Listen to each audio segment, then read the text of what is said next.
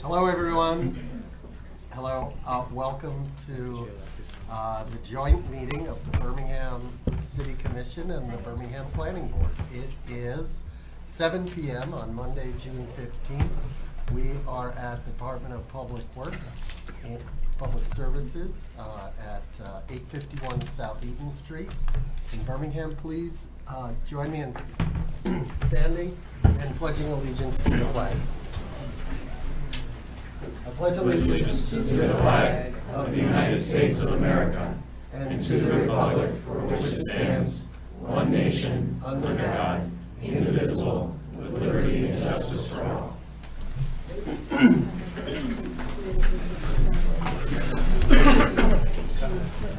I will ask City Clerk Alex Bingham to call the roll. Mayor Ballard. Here. Temporary Mayor Pro Tem Law. Here. Commissioner Haig. Here. Commissioner Hose. Here. Commissioner Kolb. Here. Commissioner Kozowski. Here. Planning Board Member Boyce. Here. Planning Board Member Boyle. Here. Planning Board Member Klein. Present. Planning Board Member Jeffries. Stewart Jeffries. Absent. Planning Board Member Larson. Here. Planning Board Member Scher. Here. Planning Board Member Williams. Present. Planning Board Alternate Curry. Here. And Planning Board Alternate Rahman. Here.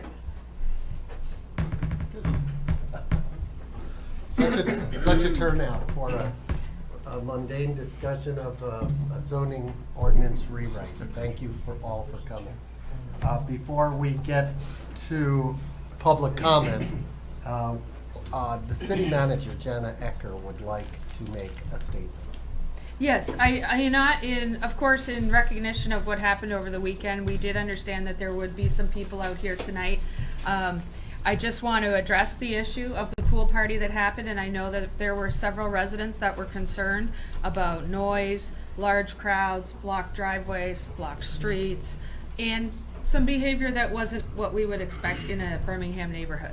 I just want you to understand that we've spent the weekend and all of today investigating and reviewing this matter, and there will be multiple tickets, or there have been multiple tickets issued, and I do have two gentlemen here with me tonight, Captain Simpson of the Birmingham Police Department and Building Official Jeff Zilke, to address each of the violations and tickets that have been issued as a result of the incident on the weekend. But I want to start by saying that this was not a short-term rental in the sense that short-term rentals is on the agenda tonight. Tonight we're talking about short-term rentals such as if you go on Airbnb and you want to rent a house for a day or a night or 3 days. This was not an Airbnb or a VRBO or a short-term rental. What it was something that frankly this is the first time it's come up in Birmingham.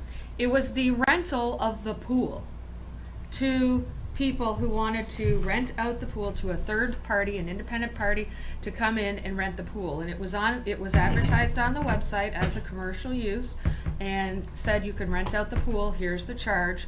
I just want you to know, while it's not a short-term rental, it is illegal.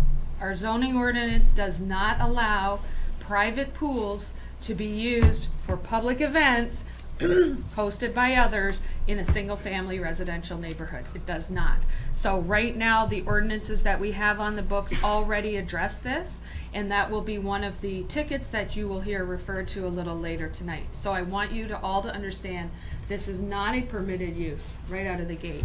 And certainly all of the behavior and notices that ensued, or all of the issues that ensued, are also not something that we want to see happen in our neighborhoods, and we are taking it very seriously and addressing it.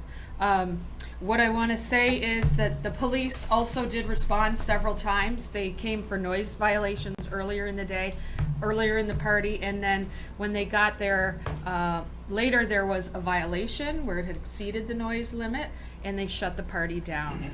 Unfortunately, the police got called away to a motorcycle accident on Woodward, and upon their return, this was all of the people exiting the party. Not that I'm saying there was any excuse for it, but a lot of actions were taken on that night and subsequent to it. So I do want to have Captain Simpson address the tickets that have been issued with regarding to conduct and so on. And then Building Official Zilke will address some zoning and building violations as well that have also been issued today. Yeah, so for those who don't know me, I'm Captain Simpson. I'm the investigations captain with the police department. So that day, like we had stated, about 4 p.m., we started getting noise complaints, traffic complaints, those sorts of things. The violations that ended up being issued to the homeowner included 3 misdemeanors of permitting a gathering of disorderly persons, breach of peace, and public nuisance violations, as well as the event host who received permitting gathering of disorderly persons, decibel level prohibitions violations as well. In addition to those incidents or violations, they, with assistance from Beverly Hills Public Safety, responding when the party was being shut down, we did a significant level of additional traffic enforcement of vehicles leaving the scene or leaving the neighborhood that resulted in 1 other arrest, as well as at least 2 to 3 or 4 other violations, one of those being a misdemeanor as well, at which point the investigation continued today, where we started working with the zoning and building department to go through everything else. Thank you. And now, building official Zilke will go over the tickets and violations issued with regard to city code. Jeff Zilke. Well, Jeff, Yes. we'll take questions and comments in a moment. Okay. So regarding the zoning, it is a private residence, so a pool is used for private use and it's not a commercial use. So there was a ticket issued for the use of the pool as a commercial use. And as far as there's been violations, because there's 3 open building permits over there, a violation's been issued for all those 3 permits to get that cleared up. And we're just addressing that and getting it taken care of. Which include the pool, the deck, and a garage, And there's correct? a garage, a detached garage, a pool, so there needs some as-built surveys, and the pool and the deck actually had some violations to get corrected, so they have not been corrected yet. So all of these have been issued, and I understand that the homeowner is on his way back from out of town, so there'll be more to come, I'm quite sure. Okay, I'm going to open it up to public comment in a minute, but before I do, I'd like to get as many facts out as possible, and you've done a pretty good job. I'd say an excellent job of getting most of the facts out. But if anybody on the City Commission or the Planning Board has any specific factual questions that they'd like to ask, please do so now. I would ask, was there any documented property damage? No? Yes. Okay, My daughter's car was a hit and run. okay. So that was one of the incidents that the police department responded to. I'm not sure if that was. Can you come to the microphone? Yes, sir. Sorry. So as I mentioned, the traffic enforcement that was conducted, the hit and run vehicle was something that they responded to. There is a police report generated for that. And I believe, was it Officer Kuza that responded, or? Is that female? Yes, yeah. So, yeah, there was a report made for that. I don't know if, I believe there was a misdemeanor citation issued for that to the driver of the opposite vehicle. So that was a crash report. No, he fled. What's that? He fled the scene. Okay. My understanding is they were able to identify the owner. I could be wrong on that, but my understanding is, I believe that was one of the misdemeanor citations that was issued to the driver of that fleeing vehicle, as well as several other traffic stops that were made there with civil infractions issued, and then 1 arrest of a driver that was leaving the party as well. Okay, there were violations for noise level, is that correct? Yeah, so I guess initially when we went out there at 4 p.m., we responded 5 additional times after that initial noise complaint. First time we went over there, the lieutenant and the officers spoke with the security personnel that were over there. They were actually super cooperative.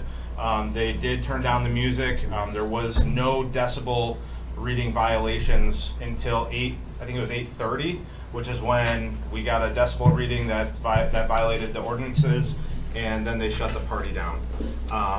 As far as, I think there was probably at least 4 or 5 decibel readings throughout the day. And from what you reported, I gathered, please confirm that most of the disturbance outside the party occurred when they shut down the party and as people were there. Correct. That was my understanding of it, is once they made the decision to shut down the party with a positive decibel reading level. They actually didn't even get a chance to go to the front door to talk to security. They got dispatched to that PI accident. And on the way there, the lieutenant in charge contacted the security detail who we had been speaking with throughout the night, and actually had him start shutting the party down while the police were on scene at the So PI there was a accident. security Yeah, there was party. a security, yep. Can you give us any background or information about what kind of party this was? Who threw it? What was it all about? So I don't know what the reason was for the gathering. From speaking with some people today, it sounds like it was a group of friends that had played football together growing up, from Pee Wee football all the way up and through. So that's Okay, what. well- It was a promoter. Yeah, so the individual who actually rented it, we did speak with him and his mother today, and that was the story of how they know each other. Obviously, it got bigger than what I think they anticipated, and so that's what we're looking at. with it. Were they charging admission? They were charging admission, yes. Yep. Unless you're running for a They were also checking purses and bags for firearms. Correct. Yeah. That was the security Okay. detail that was there. Yes. I wanna maintain some amount of order, and you Yeah. all will be given an opportunity to speak, to clarify, to comment, whatever. Like I said, I wanna get as many facts out as possible so that we're all hopefully dealing from the same set of facts. I think I read somewhere that there may have been fights. Was there any evidence that you had that there were? They did get dispatched back. So when they were at the PI accident, one of the dispatch calls that got sent them back over there, or a portion of our staff back over there, was a report of a fight. When they got there, there was no indication that people were fighting, and nobody came forward to them as victims of a fight or being involved in a fight that I'm aware of. And Or that was obviously, reported to us since then. given the experience we had on Lincoln Yeah. a month or two ago, I think people would be concerned if there were arms. Correct. Was there any evidence of any arms, or I don't were believe- they patting people down, these security people, or what? My understanding from speaking with Lieutenant Linky and Lieutenant Buttigieg was that anybody who was paying admission to enter the party, they were going through purses, bags, clothing, to make sure that there were no firearms or no weapons that got brought into the party. Thanks. So the security staff that was on scene, actually, they worked with us very well. They did actually a very good job. And then unfortunately, when we decided to shut it down, and that's however many, couple hundred people leaving at the same time, unfortunately, that's where I think most of the behavior came from that was concerning. And there's no intent here to embarrass anyone, Yeah. but had you been aware that this use was illegal according to our ordinances, So- I'm guessing you would have shut it down a lot sooner. Correct, yeah, so I think that's something that more falls under the zoning. So when we go to something like this, we're looking at noise, disorderly, those types of things from the criminal statute side of it. It would be something that, and the lieutenants both did document that, while there was no noise violations or no ordinance violations at the time, they did document that it would be turned over for further investigation to code enforcement and the zoning department and building official for review for those types of things, that then they would take over that part of the investigation. And is it likely that you guys will better familiarize yourselves Yeah, with we did a the very zoning? in-depth discussion today with the city attorneys, and discussion as far as going forward. And now there's already been So if communication. something like this were to occur tomorrow, Correct. you would be better equipped to deal with it. Absolutely. You'd shut it down Yep. much more quickly. Yeah. Yep. Again, commissioners, planning board members, Commissioner Kozlowski. I think I already know the answer to this, but the situation is, this home is owned and is the primary residence of a Birmingham resident? Is that? It is not his primary residence. The home is owned, and listed, this person is the owner and has listed this as his home address in the past. That's as far as we can verify at this time. His primary is not. Excuse me, I'm sorry, please.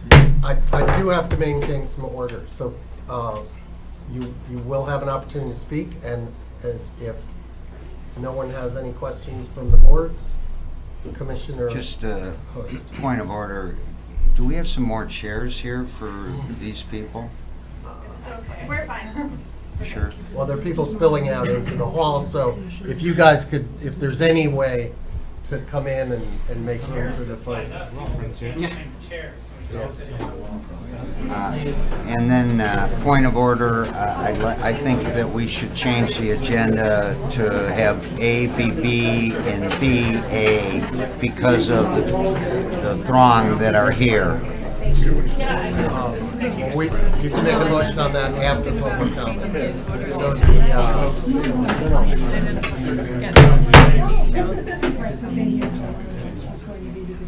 sorry, I don't, it's not something my Commissioner Hay.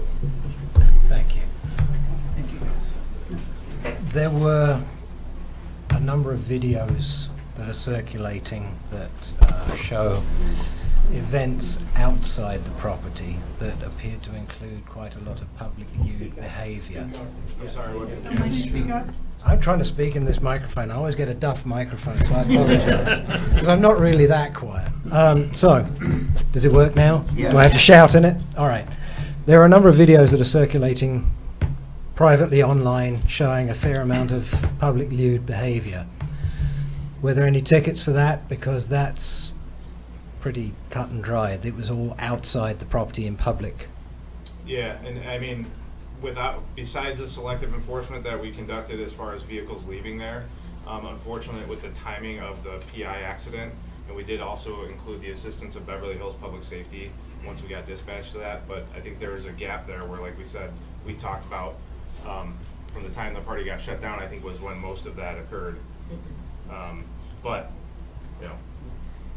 Okay, thank you. Yeah. Okay, so our agenda tonight is, we're going to take public comment on this topic, and then we have two other topics to talk about, one of which is short-term rentals, the other is the rewrite of our zoning ordinance. So at this time, if you'd like to make a public comment, come to the microphone. We're going to allow, and this is for on any topic that's not on our agenda. And we're going to give you 2 minutes. And hopefully that will, you'll be able to say your piece. I would hope that you would not repeat what someone else has said, just say I agree with him about that point, and we can move on. State your name and your city of residence. 2 houses down from the incident, Birmingham, Michigan. I've been a resident of Birmingham now for almost 16 years. We've had an amazing experience in Birmingham. We raised our family. We've got 2 beautiful boys that are here today that love playing in the front yard and love commingling with the children all down our street. The incident that happened on Saturday was completely absurd. I mean, I don't know how else to put that. All the families that were on our street were terrified in our homes. We were boarded up inside of our homes because we didn't know what was going to happen. My kids couldn't use our front yard. We couldn't use our backyard. The noise was loud. It wasn't as loud as previous parties have been, but it was very loud. There was a situation where the entire street was blocked off. I don't know if people have seen, but there is a video of a vehicle driving across people's lawns on Westchester right in front of the party. Could have very easily hit a person, a child, an animal, whatever the case is. We all have animals that we walk. We like being outside, walking around, riding our bikes. People are on scooters, etc. We were not able to do any of that. There was a situation where I was trying to pull into my driveway. I was stuck on our street, no exaggeration, for 15 minutes trying to pull into my driveway. Had there been a situation where there was a fire at someone's house or a medical emergency somewhere, there is no way that the people would be able to, fire trucks or an ambulance would be able to get to our street. And this is extremely concerning. This situation needs to be taken care of. We cannot allow rentals of pools or having pool parties that have that many people. There was in excess of 200 people at this party. There was parking at the church parking lot. I don't know if the Birmingham police told them to go park there, but I know some of the cars were moved off of the street and they went over to the church parking lot. I've got 8 seconds left here. I love Birmingham. We love living here. I hope we can resolve this issue and this does not happen again. Thank you. Thank you. Folks, I'm sure you all agree with everything that's going to be said, and so let's refrain from applause. Or booing, for that matter. How you doing? My name is Brian Sullivan. I live at 314 Larchley Drive. I share a fence with 307 Westchester since August of 2023. This has been ongoing. This isn't the first time. This is the first time that he got caught. I have had to explain new words to my children countless times. Profanity. We don't allow our children in the backyard. There's no peace. We get no peace. The music is in our bedroom, in our kitchen, and this is ongoing. Not just last Saturday. We've been living this the summer of 24 and the summer in 2025 since he put that pool in. So it's a systemic problem with the homeowner. I'm all in favor for banning pool rentals, Airbnbs, but it goes deeper than that. So yeah, we haven't had a fun 3 summers yet. So, and it's a shame. I had to take my kids to my mom's house on Saturday. I got home from the gym around 6 o'clock, and I could smell the weed all the way into Larchley. My entire house reeked of weed. My entire house reeked of weed. So I've had some pretty contentious exchanges with the homeowner over the years, and he feels that he is at no fault here. So I appreciate actually the overwhelming response from the community. I thought that myself and another neighbor that share a fence with him were gonna have to battle this alone. So first of all, I thought about that today, just the overwhelming response from the community and also from community leaders. So I appreciate everything that you've done, but it's no fun when you can't enjoy your house in the summer. Thanks. Thank you.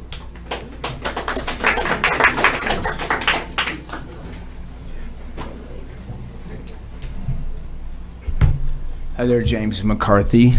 I live at 262 Westchester Way, pretty much across from Sam.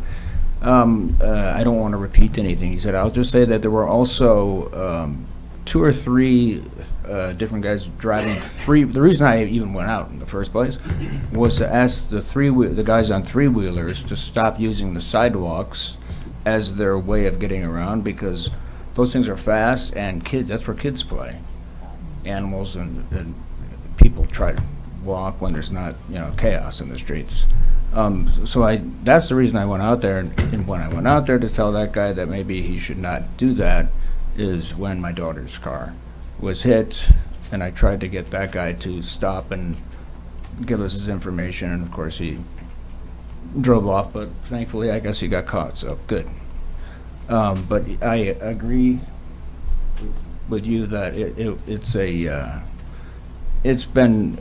can't be a hostage in your own house, and that's a bit what it's like. Or if you do go outside and ask people to calm down when they were leaving, things like, we're going to take over your neighborhood are said. And I'm like, oh yeah, how? In what way do you mean? Like, come on, it's silly. So thank you. Thank you.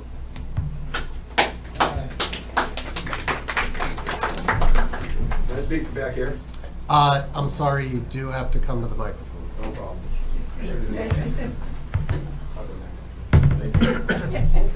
Okay. Good evening. My name is Kathy McCarthy. I've been a resident of Birmingham for more than 30 years, and I'm here tonight as a neighbor who cares deeply about our community and the character of our residential neighborhoods. I appreciate the city is taking a thoughtful look at short-term rentals and related uses. Birmingham has already experienced firsthand how activities occurring at rental properties can result in serious consequences for surrounding residents. Earlier this year, the city took action following a highly publicized shooting at a short-term rental property. That action demonstrated the city's recognition that what happens at these properties can extend far beyond the property lines and impact the safety and quality of life of an entire neighborhood.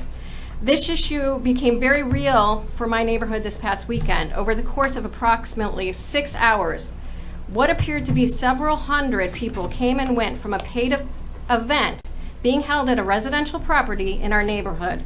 The event was advertised and rented through a platform that allows homeowners to rent their backyard and pool by the hour. What occurred was far beyond what most people would reasonably expect in a residential neighborhood. Residents observed excessive noise, dangerous traffic conditions, public intoxication, public nudity occurring in plain view on neighborhood streets. three-wheelers being driven on sidewalks where children were riding bikes. Most concerning, my daughter's legally parked vehicle was struck by an intoxicated driver who fled the scene. The impact of this event extended far beyond the property where it was being hosted. It affected every family living nearby. I want to be clear that this is not about one property owner. It is about whether residential neighborhoods should be expected to absorb the impacts of what effectively a commercial event venue operating within a residential zoning district. When a property is marketed to the public, rented by the hour, and attracts hundreds of attendees, it raises questions about zoning, permitting, parking, safety. Thank you.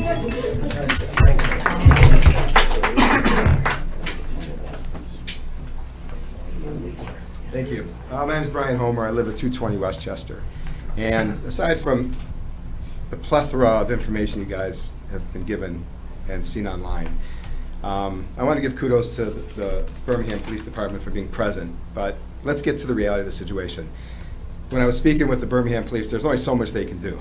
The reason they couldn't be more present is because they're spread thin, and they were getting called to accidents on Woodward and other issues that were going on in the neighborhood where they couldn't be present on the street at all times, which you can't expect them to. But let me ask the officer a question. With the hundreds of people at this event, thankfully it was not unruly, but if it got to that point, how equipped is the Birmingham PD to handle a crowd of unruly people when there's hundreds? God forbid there's gunfire or a fight breaks out. I will just say that I think you saw a prime example of that in April when we did have, shots being fired. And Correct. We had several individuals in custody, and you saw the collaboration with us and our neighboring jurisdictions and our mutual aid partners. And I mean, that was probably the most positive outcome on that situation.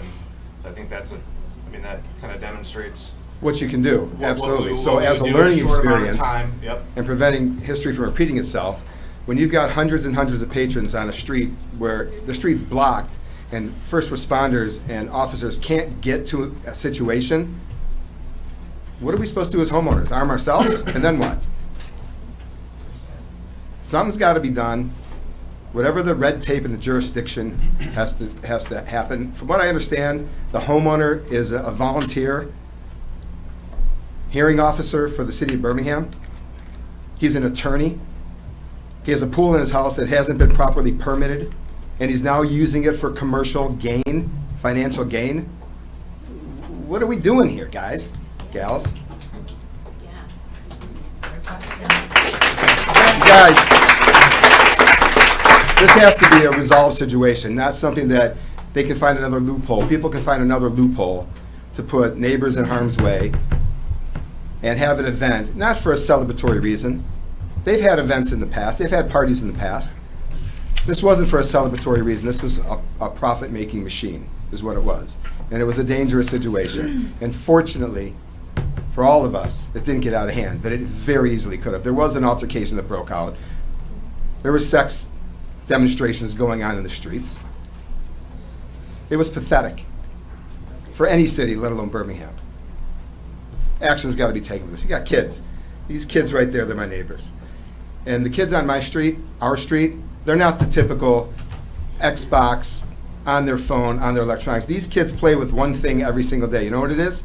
It's outside, like we did when we were kids. And this was the day when they couldn't go outside out of fear. Not just because of the crowds, but because of the racing up and down the streets, the cruising, the burning rubber. When I finally called the police after they'd been there a dozen times or so, it was because two kids went outside to play Frisbee. Now, Frisbee is a little different of a sport, so to speak, than throwing a football or a baseball that you're hitting your target. Frisbees go everywhere. And this Frisbee was going across the street, in the street, and there's cars burning rubber down the street. And that's when I called the police, because it just was not safe anymore for the kids or the community. And hopefully you guys can shut this thing down. Like I said, the fact that this guy is a volunteer for the city of Birmingham is absolutely pathetic. Agreed. Thank you. Thank you.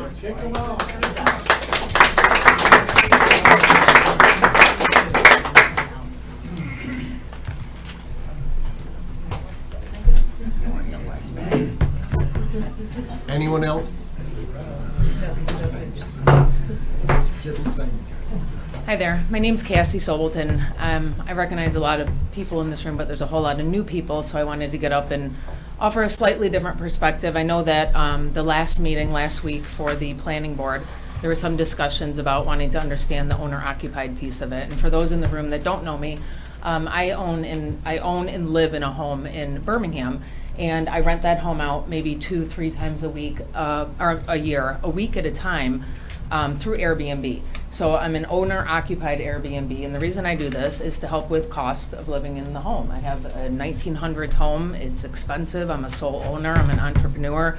There are years that it gets ahead of me, I mean, with the taxes and the upkeep and whatnot. So I rent to literally PGA Tour champions. I rent to the people coming to the tennis classic. I have great renters. My neighbors have no problems. They've all told me they'll write letters. I just want to kind of offer that perspective, as there's two very different types of Airbnbs. I mean, there are owner-occupied Airbnbs where these people come into our homes. They are exposed to everything I own. Every single piece of furniture, every piece of art, every purse I have in my closet that I lock up. I mean, I know that sounds nuts, but like, they have to be 5-star reviewed. They have to have many reviews. They have to be vetted. I don't mess around like that, right? So I would let a different type of clientele into my home than someone who's running it for a profit, someone who's running it as a business. I think that differentiation should be made and can be made, and my God, I'm hoping you make it.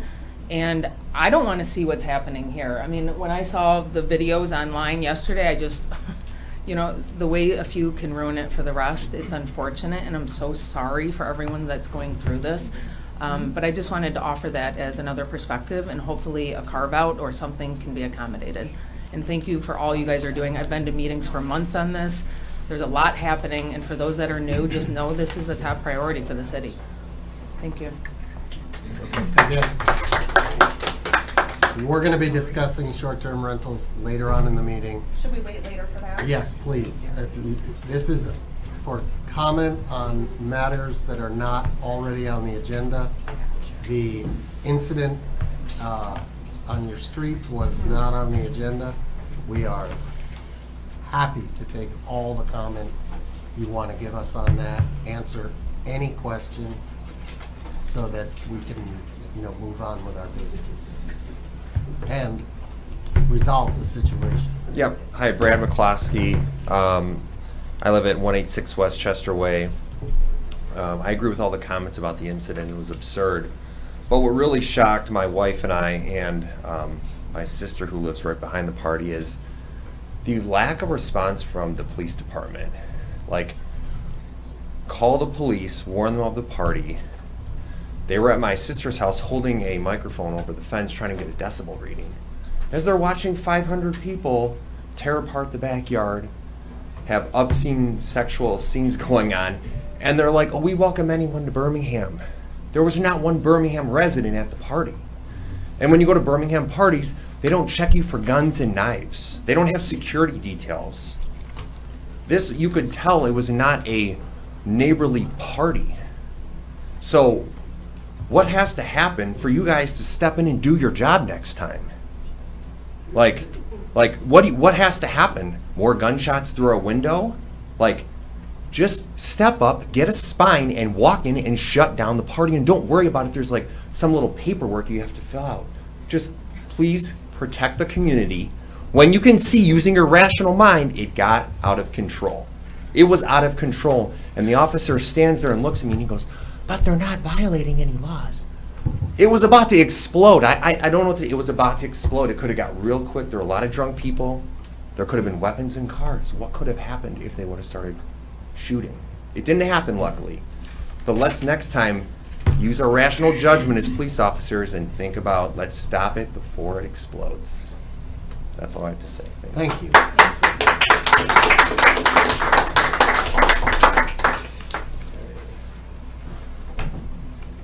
Any other public comment? Come on up.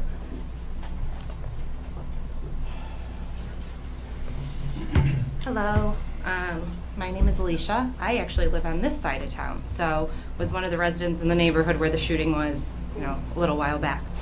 And on Saturday night, I was driving with my husband, and we slammed on our brakes on Maple Road because a group of inebriated, scantily clad people were crossing Maple from Redeemer Church. And we both said, wow, wonder what's going on. Like, literally, these people are just running across the street in the middle of Maple. And come to find out, it was this party. And what I was really frustrated by seeing this was we just saw this happen like a month and a half ago in our neighborhood. And it ended in gun violence with bullets going through a home in our community where my kids walk, they play, they bike. This was during the day on a beautiful summer day. And I get everyone's afraid of being sued. Like, I get that as a police officer arriving at the scene, what's the charge? We have city attorneys. Was the city attorney called? Did we reach out to that attorney and say, hey, can you do a quick research on the municipal laws, on the zoning ordinances? What can we use to shut this party down? It's getting dangerous for the homeowners, the neighbors, the kids. As a taxpayer, so upsetting, so frustrating to know you guys didn't do anything, especially in light of what happened. And I think we should utilize our resources. My taxes go to a city attorney. Call them. Call them.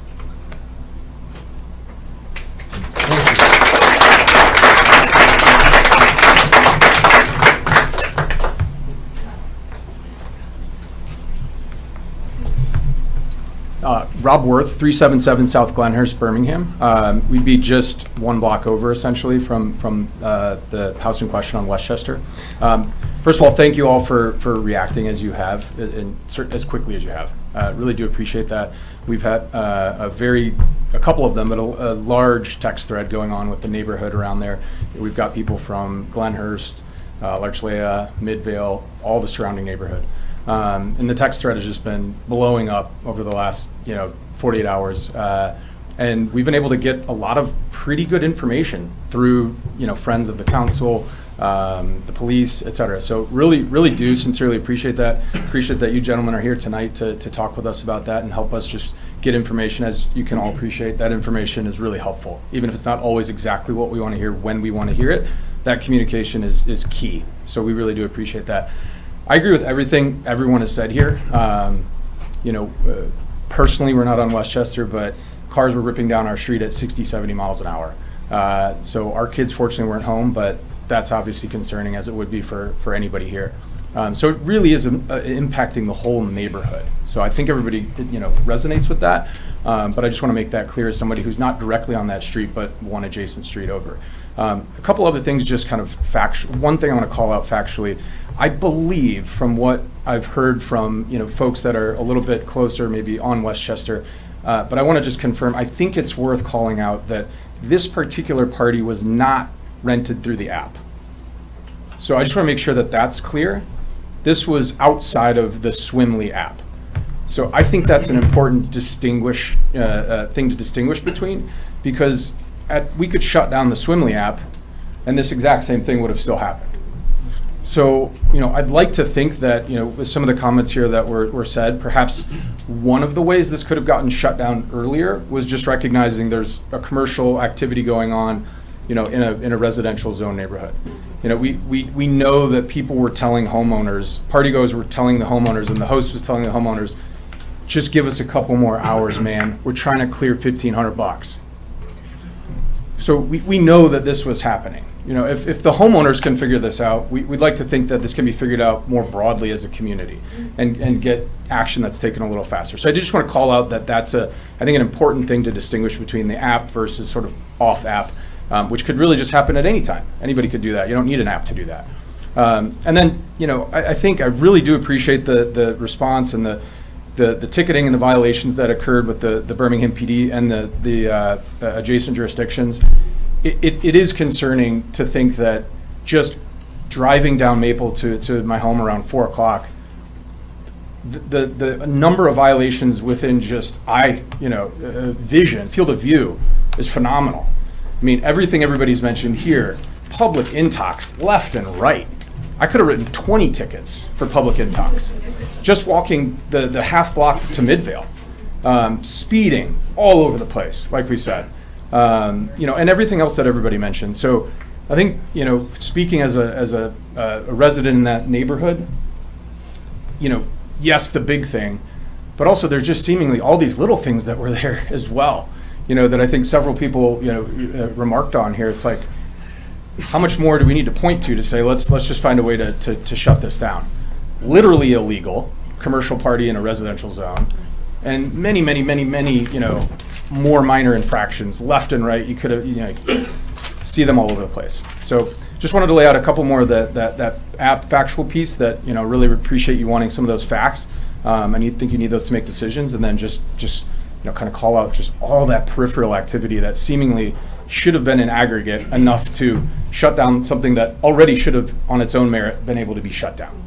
So thank you all for your time. Thank you.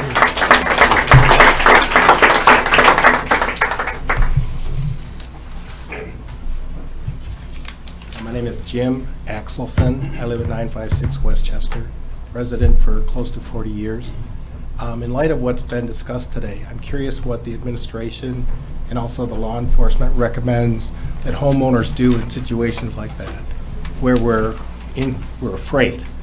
And just if you can help us understand what limits we have and what should we be doing.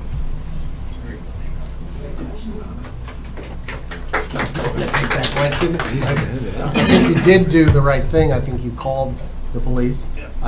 Look, we hear you. I think there isn't a person sitting up here at the table who doesn't hear you, doesn't feel for you. It wasn't shocked when we heard about this, and didn't demand that the administration investigate it and figure out what happened and what we need to do to prevent it from happening again. I think we're most of the way there. I can't guarantee that something like this won't happen again. I can pretty much guarantee you that the police are aware that this is not legal. It's not going to happen. I can pretty much guarantee you that we're going to address short-term rentals over the next month or 2 or 3 and get that squared away.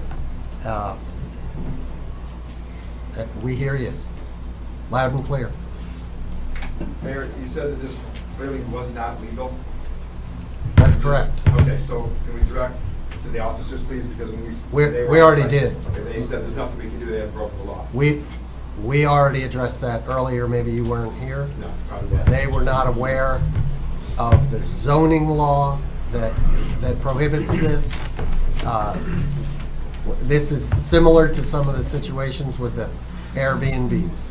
We have we're working on making sure, so we have 2 enforcement mechanisms: the police, who enforce traditional crimes, and code enforcement, which enforces the zoning ordinance and other issues of that nature. They tend to not overlap. Correct.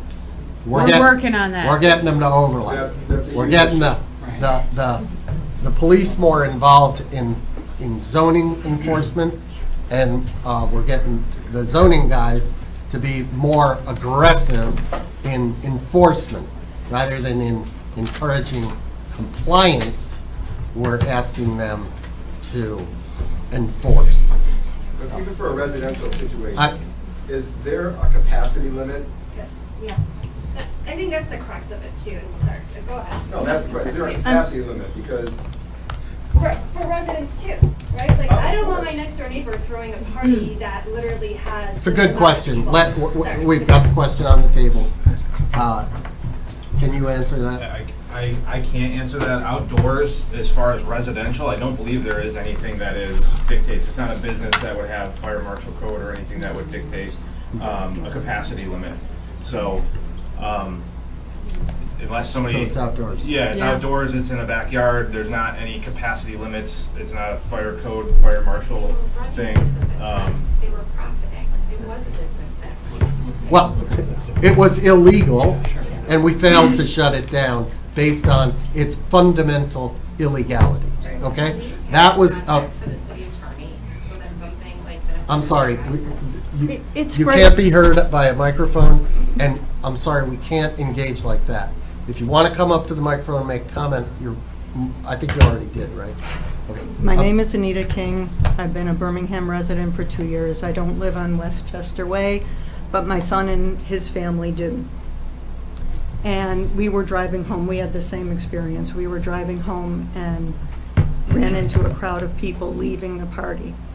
So it's great to know that it's illegal, but it has nothing to do with the fact that it was illegal that was the problem. The problem was it didn't get shut down.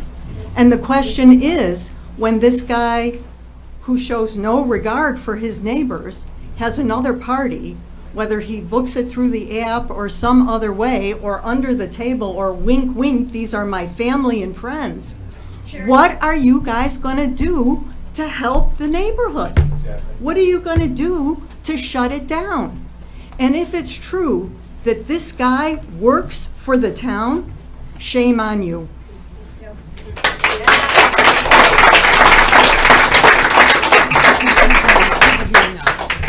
He's an alternate. Okay, so just to address that, we will, what is the formal?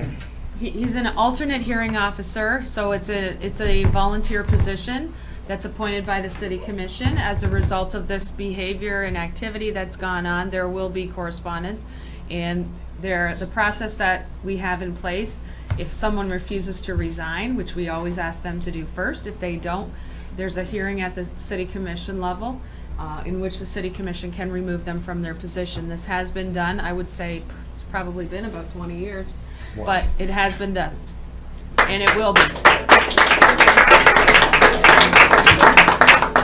My name's Cliff King. Anita is my wife, resident of Birmingham for 2 years. And like she said, our son is next door neighbor to where the party was. Forgive me, I'm an engineer. I'm retired, got a lot of time in my hand. I was medical, and one of the things that I keep hearing was the police were trying to resolve the issue by making sound level measurements. Making sound level measurements is very difficult business. And so I'm just curious what kind of training the police officers have, number one, on how to make sound measurements, whether they've been trained on the particular equipment that's being used, and whether they've been trained on the ordinance for noise control in the town. And, you know, I don't want to be accusing, but those are extremely important things. Because, like I say, making a sound measurement, very difficult to do. And if it's not done right, you're going to get an inaccurate answer. And I'm afraid that's probably what was happening. Because if somebody's got a party going and they're cranking it, it's going to be louder than the town limit, which is a vacuum cleaner.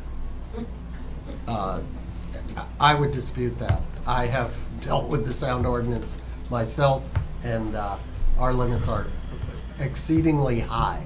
Way too high, okay? And I can assure you these guys know what they're doing when it comes to measuring them. I've had them out to my house to measure the noise from 4 leaf blowers going next door, and it doesn't meet the ordinance. So, and this is a problem we have on Woodward Avenue with the noise there, similar. We're frustrated with it, but that's not the cause. Look, I think the police will be the first ones to say that they probably should have taken more aggressive action. Okay? Let that be the mea culpa here, and Okay. And I don't think it'll happen again.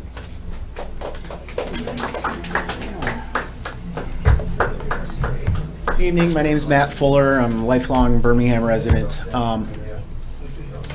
This is something that's been on my mind for years now, and I remember reading an article in the Eagle several years ago with the staffing of the police department.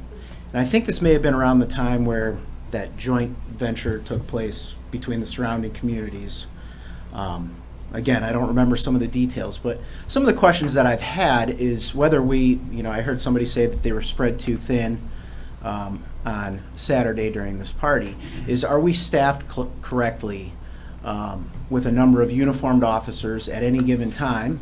I think that article at one time it stood out to me with the number of uniformed officers that were staffed overnight. It seemed very low. I understand the majority of the calls are domestic calls or, very small calls, but my safety concerns are, I used to see foot patrols in the downtown area. I don't see that anymore. Foot patrols would walk through Dick O'Dow's. I remember that 20 years ago. They don't do that anymore. The bike patrols, I don't see those anymore. We had a horse. We had a horse, that's right, we did. And I just don't see those things anymore. So I'm wondering if it's a staffing issue and maybe an administrative issue at the police department, whether we have enough people there, because like other people said, what are you going to do if all hell breaks loose and there's only 2 patrol cars, 3 patrol cars, 6 officers, uniformed officers against 200-300 people? What we do is we call in other forces. Right, and that takes time, and you'd be surprised how fast they respond. Which is true, but still, just the general staffing in the downtown area, So- not just these parties, but around the theater, So your question is around an certain excellent- restaurants, right? Your question is an excellent question. and That's it all I comes- have to say. Thank you. I'm going to answer your question to the best of my ability. Okay. It comes down to dollars and cents, Right. and budgeting. We are a 4.6 square mile town with 20,000 residents. We serve an area vastly bigger with 10 times the population who come into our town, utilize our services, populate our downtown, eat in our restaurants, shop, play in our parks. We do our best with limited resources. We also have aging infrastructure to deal with. There's, it's a balancing act. We do our best. Could we do better? Are you willing to pay more taxes? Are you willing to forego? Are you willing to have more broken pipes? Our fire department is the best fire department in the state, probably one of the best in the country. It's one of the best places, Birmingham, to have a heart attack, because they will be here within 3 minutes. We pay for that. What do you want to give up? We do our best. I'm speaking for the administration now. I think it's just and I believe the administration in budgeting, in staffing, is doing their best with limited resources. I just think it'd be something to have a discussion about, maybe, and I understand, we talk about this, the taxes. We all talk about the taxes and what, the roads, right? That's another big question that everybody's wondering about. But the police is more important. Public safety is more important. The fire department, that's great, that's important. If you guys need more help, that's important, right? And I don't think that should be spared, that's not an open checkbook, but I think that's something to look into. Maybe we increase the budget if these guys need help. We all appreciate the help that they're trying to give, but if they don't have enough help, what good does it do? So, thanks for your time.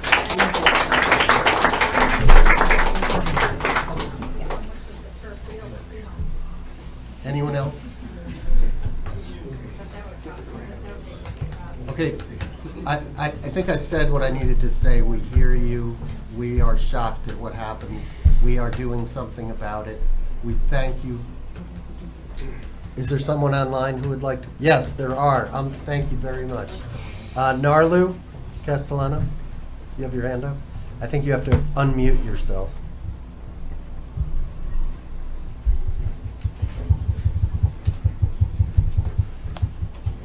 All right. Can you hear me? We need to turn you up. Hold on. Okay. It's about a 2-step process to be unmuted. Oh, just stand by 1 second. We're increasing the volume. Try now. Okay. What about now? Excellent. Go on. Okay. Thank you. It's like a 3-step process to get unmuted, but I'm glad I'm in. All I want to say is that on April 11, that shooting that we all remember happened across the street from my house. So I do feel deja vu and PTSD a little bit looking at all of this and hearing that our police was more afraid of a lawsuit or of something else than actually addressing the issue. And I don't know that as residents we can accept any more excuses. I think at this point it's just a matter of time before something like actually tragic happens, and I don't know that that's what we need. So we don't have issues with our regulations. So my suggestion would be, what I would like the commission to consider is to redirect your efforts of looking at the text of regulation and focus on a deep dive of the status of our police department. We clearly have an enforcement issue. Our police department is excellent when they're able to act, and it seems like things are getting a little bit bigger than they are actually capable of handling, and I don't think we want to wait until something horrendous happens. This is ugly and bad enough, so I just hope that we can redirect our efforts and stop looking at text of regulation and focus on their funding, how many police we have per person in our town. If they were not capable of handling this pool party, I'm very concerned about our safety in the city. Thank you. Thank you. There's somebody else. There's three others. There's what, S? Sale 9. Sale 9? Sale 9.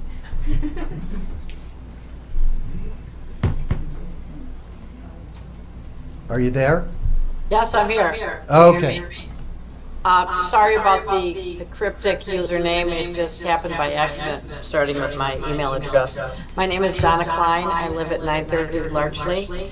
Driving home from dinner and driving to dinner, we saw the immense amount of traffic on Midvale and Westchester and Glenhurst. I was very alarmed to hear what happened. This issue brings up a couple of other situations. One is this homeowner is still listing his property on Swimley. I just checked during the meeting and he hasn't taken it down yet. Another is that if you Google for places where you can rent out your yard short term, I found at least two others. One is called Peer Space, and there's at least one in Birmingham where you rent out your yard or house for people to have a party or take pictures. There's another place called Sniff Spot where people can pay to bring their dogs and run around. I don't know how many other places are out there like that. But I think that by the city making very strong regulations saying that no, you really don't want you doing things that are make a profit, use your house, your yard to make money and disrupt the peace and parking among your neighbors. That's not okay here, and you will be taken to do it. Don't list on these sites. It's not all right. The other thing is that rather than speak for comments about short-term rentals, I mentioned that this goes exactly hand in hand with short-term rentals, because the issue with the incident on Lincoln was that it was rented by local people for a party, and that is something that the reputable short-term rental owners can control by not allowing 1 and 2 day rentals from local people, because that's going to be somebody that wants a raucous party and doesn't want it in their own house. So that is what I would support, and I'm sure everybody here has seen what happened in Hazel Park. That was another short-term rental for a party. Kids brought guns and one young man was killed. Last comment, WDIB is covering this heavily, and my neighbor saw a Channel 7 truck around the neighborhood. So the city is going to have a great big PR incident on their hands. Good luck. Thank you. Thank you.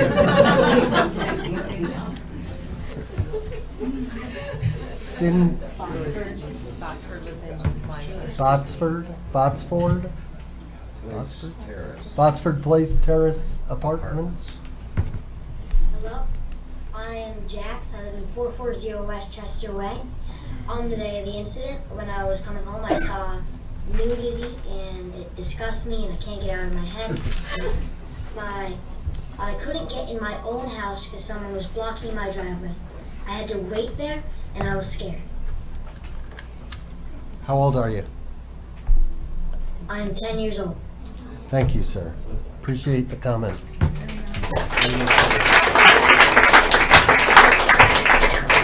Cindy Worth, I think? It's hard for me to see. Yes. Cindy Worth? Yes, can you hear me? Yes. Yes, hi, thank you. Cindy Worth, I'm Rob Worth's wife, living on 377 South Glenhurst. And as my husband mentioned, luckily our 3 children, ages 5, 6, and 8, were with my parents, thankfully, so they were not at the house. But we still called police because we could not get onto Maple at about 5:30, around 6 o'clock on Saturday evening. And then what we saw on Maple Street and on Westchester was absolutely deplorable. I can't imagine if one of my children saw that.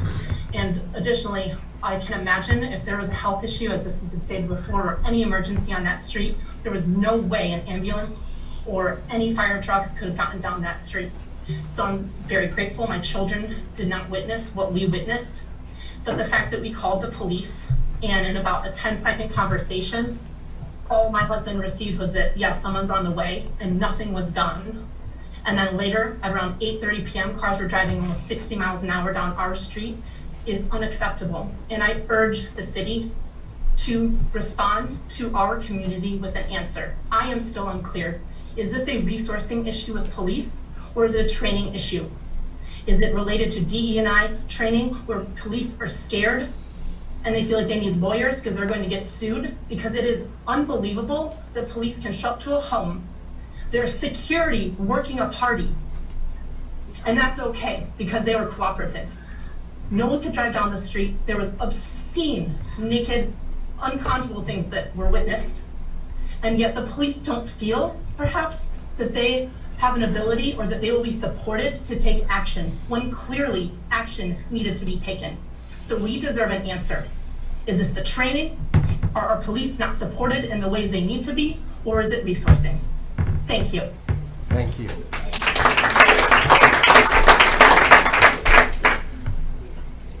Robert Runco? Can you hear me? Yes. Got it. Robert Runco, 1556 Lakeside Drive, Birmingham. Been a resident 20 plus years and also sit on the Brownfield board, so most of you know me. Just a suggestion I'd like to maybe add to this conversation is that similar to what happens to clubs and whatnot when a sponsor is having a party, the sponsor has a list of rules and regulations that they must follow. I'm certain our rental agreements probably have some teeth in them, but maybe that can be expanded in deeper, so in cases like this, that the actual homeowner or basically person providing the VRBO service has to adhere to a bunch more rules. Again, I haven't seen any of the rental agreements, but maybe there could just be some teeth expanded to that as well, with, you know, to include financial responsibility, et cetera, et cetera. That's all I got. Mr. Runco, I think our goal here is to eradicate this, not regulate it. Oh, I'm in agreement. Okay, good. But 100%, but I'm also aware that there's probably some legality issues and things like that. So if this is probably another workaround, right, to advance this game to make sure that, look, if you're gonna have a party and you're gonna host the party, well, guess what? You're gonna agree to all these terms and conditions. And then if you don't, then you have the laws or whatever you want to add to that to make sure, you know, whether it's jail time, et cetera, et cetera. So giving the officers, you know, the opportunity to be able to have that teeth in their rules, I guess. Right. Thank you. You're welcome. Thank you very much. There is a hand up next to a numeral 1. There was. It went away. Was there somebody whose username is just 1? No. Okay. Can we scroll up and down just to make sure there's nobody, or do they usually go to the top? They usually go to the top. Okay, if you're online and you'd like to make a comment, use the raise your hand function. If you're in the room and you haven't made a comment already, approach the lectern. Hi, Adam Laurie, Glenhurst. My concern, and Sale 9 brought up a good point, the speed in which technology is progressing is going to far outpace this committee. So what really needs to be fixed is something that is an ordinance or a rule or a law that keeps in the theme of the town, not necessarily what technology allows a homeowner to do, right? So having somebody show up with 200 people because you can rent a a pool, and the only law that we have to fight back is a tiny microphone over a fence, doesn't keep in the theme the safety of Birmingham. Look, I want to stop you because that is not the only law, and I hope we made that very clear, that our ordinances already prohibit this sort of thing. This thing, Yes. but not the thing that happens next week and the week after Well- that. So we found out that we can rent a backyard for dogs to play in. And now all of a sudden, we're gonna find out in 2 weeks that we can rent a playground and a front porch to sit on and family photos. So my comment is not necessarily to say, hey, let's fix the rentals of pools. It's let's fix the general theme of the issue. Thank you. Thank you. And I think, okay. Hi there, my name is Erin Budisak. I reside with my family at 866 Westchester Way. We've lived there for 12 and a half years. Saturday was an experience, but my comment is actually more of a question, and I just need some procedural understanding. When there is an event at any property in Birmingham that is out of control, and I think collectively we can agree that Saturday was at its base out of control, my understanding is that officers report to the scene, they knock on the door, and they ask to speak to the homeowner. And if the homeowner is not present at the scene of this raucous event, the event is shut down on the spot. I guess my question is, did anyone knock on the door? Did anyone speak to the homeowner? Were they aware that the homeowner was not present at the time? And were they just like cool with that and let it keep going? Because I don't understand, and I need to understand before I can have comment. So your premise is that somehow the homeowner was required to be there? Well, I guess my question I then just- to I you, don't- Mayor, is if I have teenage kids. If my children were to organize a party, even, let's just say they invited a bunch of 21-year-olds to come over and, raise the roof. If the police department were called by my neighbors and they knocked on the door and whomever answered the door, typically the first question is, where's the homeowner? Correct. If the answer to that is, I don't know, or not present, doesn't that shut it down right there? I would say probably not. I would say they would probably want to speak with somebody of authority, right? I mean, I can't speak for the police. Things I'm have not changed since my I'm high not school a days, cop. I guess. Well, the situation that you're bringing up is you're referencing juveniles. So, Well, yeah, I'm not referencing juveniles. What I'm saying is, did somebody show up at that house, knock on the door, say, where's the There was a homeowner? rental agreement that was provided that showed that the event host had permission from the owner to be there during that time. So. Can I And so they interrupt spoke really to- quick? Because so- I actually talked to Officer Linky in my yard. You have to come to the Here, microphone. come share. And- Let's hang out. Are you willing to cede the floor? Yes. Oh, I will cede the floor. Okay, I'm Jenny Sullivan. I live directly behind and share a fence and have for 3 years. And Lieutenant Linky showed up to my yard, or I might be saying it wrong, excuse me. And he looked me in the face and told me that he had spoken to the individual, Alex, who lives there, who I've spoken to several times and is not cooperated once. I've very nicely gone to his house for 3 years and asked him, so we did start calling the cops for the past several summers, and they have done nothing. They show up probably 40 feet from the fence, come show me, oh, it's at 68. Once again, to what he's saying, something has to be changed. Coming to my fence 40 feet from the house, well, no, 40 feet from like even the fence, standing in the middle of my yard and saying, 68, it was at 70 at 5:30. I have my Ring camera. I checked to see what time he came. It was at 70. Not only that, there were probably 200 people at that point. He looked me in the face and said he spoke to Alex, who was very cooperative along with the security guards. Are you really going to be uncooperative to a police officer at your door when you're throwing a 200-person party? And I looked at him and said, if I had this in my yard right now, you would have shut this down hours ago.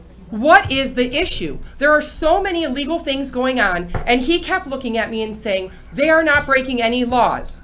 And the only thing he kept referencing was the microphone over the fence. So once again, back, what was done? Nothing. You didn't talk to the homeowner. And what if it was teenagers? Who cares? So these were all teens. They were not teens. They were probably in their 20s and 30s. So then officer looked at me and literally told me he spoke to Alex. Is that documented? Because he apparently Yeah. wasn't there. Lieutenant Linky and Lieutenant Buttigieg both spoke with Alex over the phone. Over the phone? Both spoke with. Because he's gonna control this from Okay, another let state? him answer the question, Okay. okay? I understand you're angry. You have every right to be angry. Well, because they come to my house all the time and they do nothing. The police officers. Look, this is the first time I've ever heard of this. Okay. I've been on the city commission for 6 years. And look, you should be able to call the police and get a response, and you should be satisfied. Okay. But the cops have a boss. He's Chief of Police Scott Gruey. Scott Gruey, the Chief of Police, has a boss. That's Jana Ecker, the city manager. Okay. And guess what? She has a boss, and that's the city commission. No, it's the people. And then, well, then you guys come after, and you're our bosses, okay? And we represent you, and you elect us. That's the hierarchy. I'm just saying, it's, you know.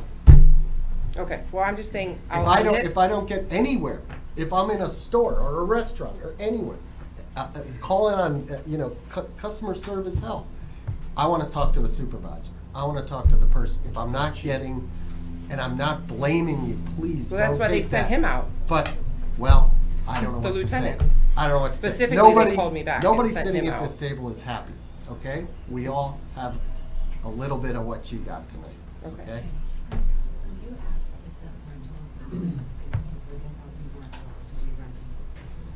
Is there anyone else in the room who'd like to speak? I don't hear what you're saying, and if you'd like to come up again.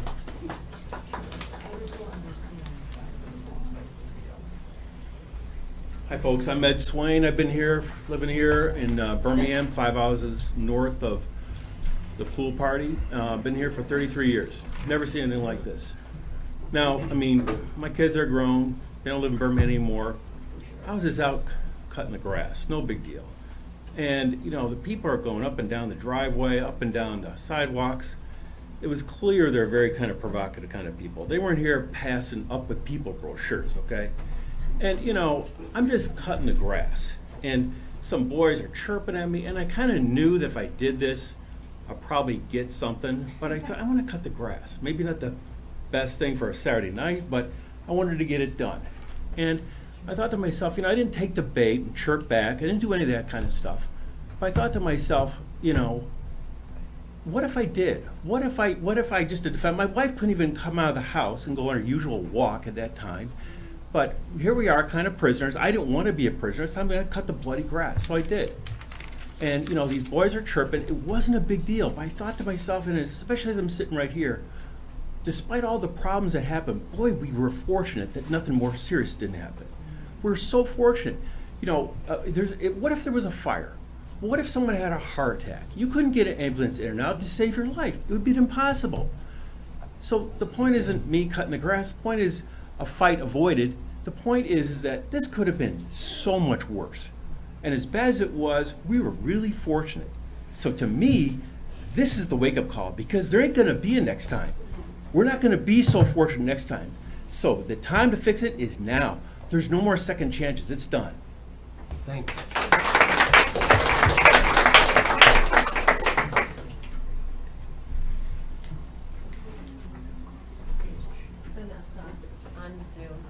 Vanessa on Zoom.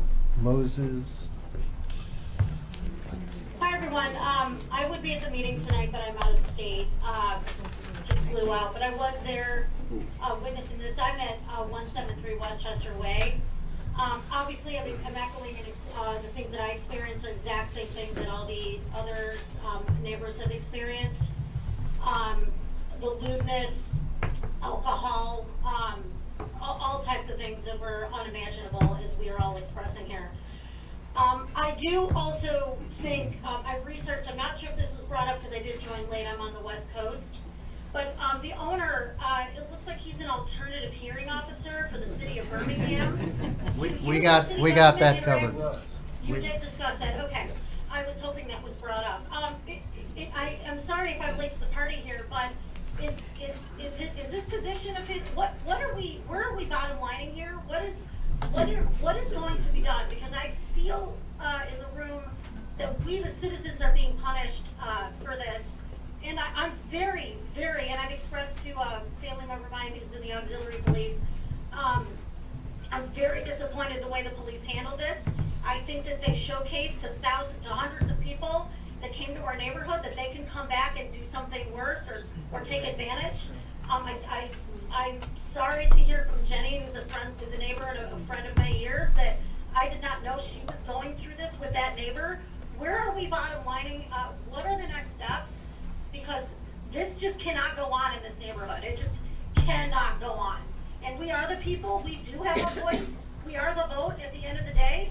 And we will make changes if we have to make changes. But we're really hoping that you guys that are sitting in front of us right now, and respectfully, Mr. Mayor, that are there, that somebody's going to help make this right and help us understand how are we proceeding from here with this individual who, from now to my knowledge, I've only lived on the street for 2.5 years, but seems to be a consistent nuisance in many different aspects. So where are we ending up right now as it stands? What are the next actionable steps?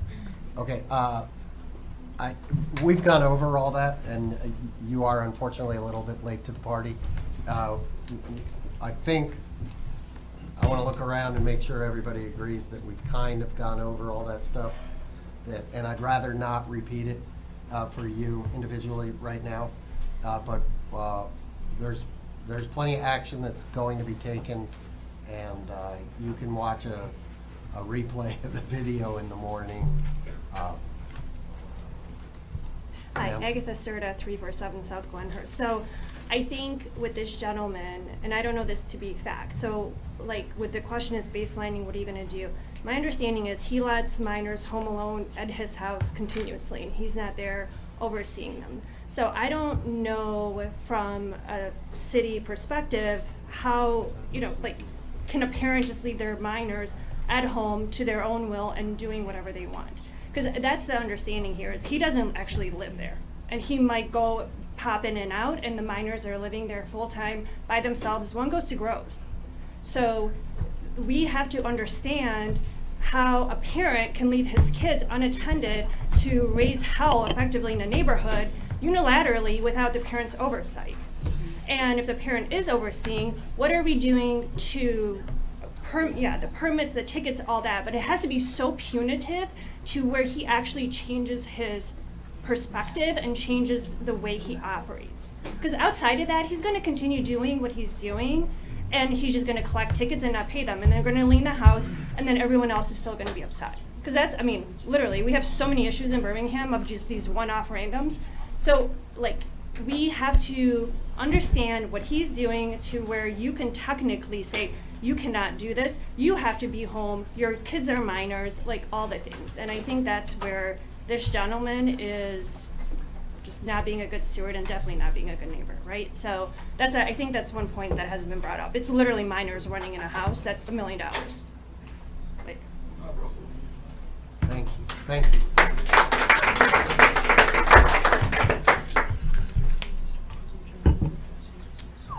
Lee Sweetmeyer? Is that? Yes. Seeing at an extreme angle. Yep, that's correct. Okay. Lee Sweetmeyer, I live on Suffield. I've been here 20 years. Just a quick comment. It is very important that we get this under control in general, because this is going to cause property values to decrease. People are going to move out. The property tax base is going to be lowered. We'll have reduced revenue. This is not, if we don't have control, this will have a big effect, to the point of, I can't remember which individual mentioned this is, on the news. That's how we found about the committee meeting today. So you guys got to do something quick about this. Okay, thank you. Number 1 again, but then you went away. I think it's the number of comments about That was her. I have one more question. Oh.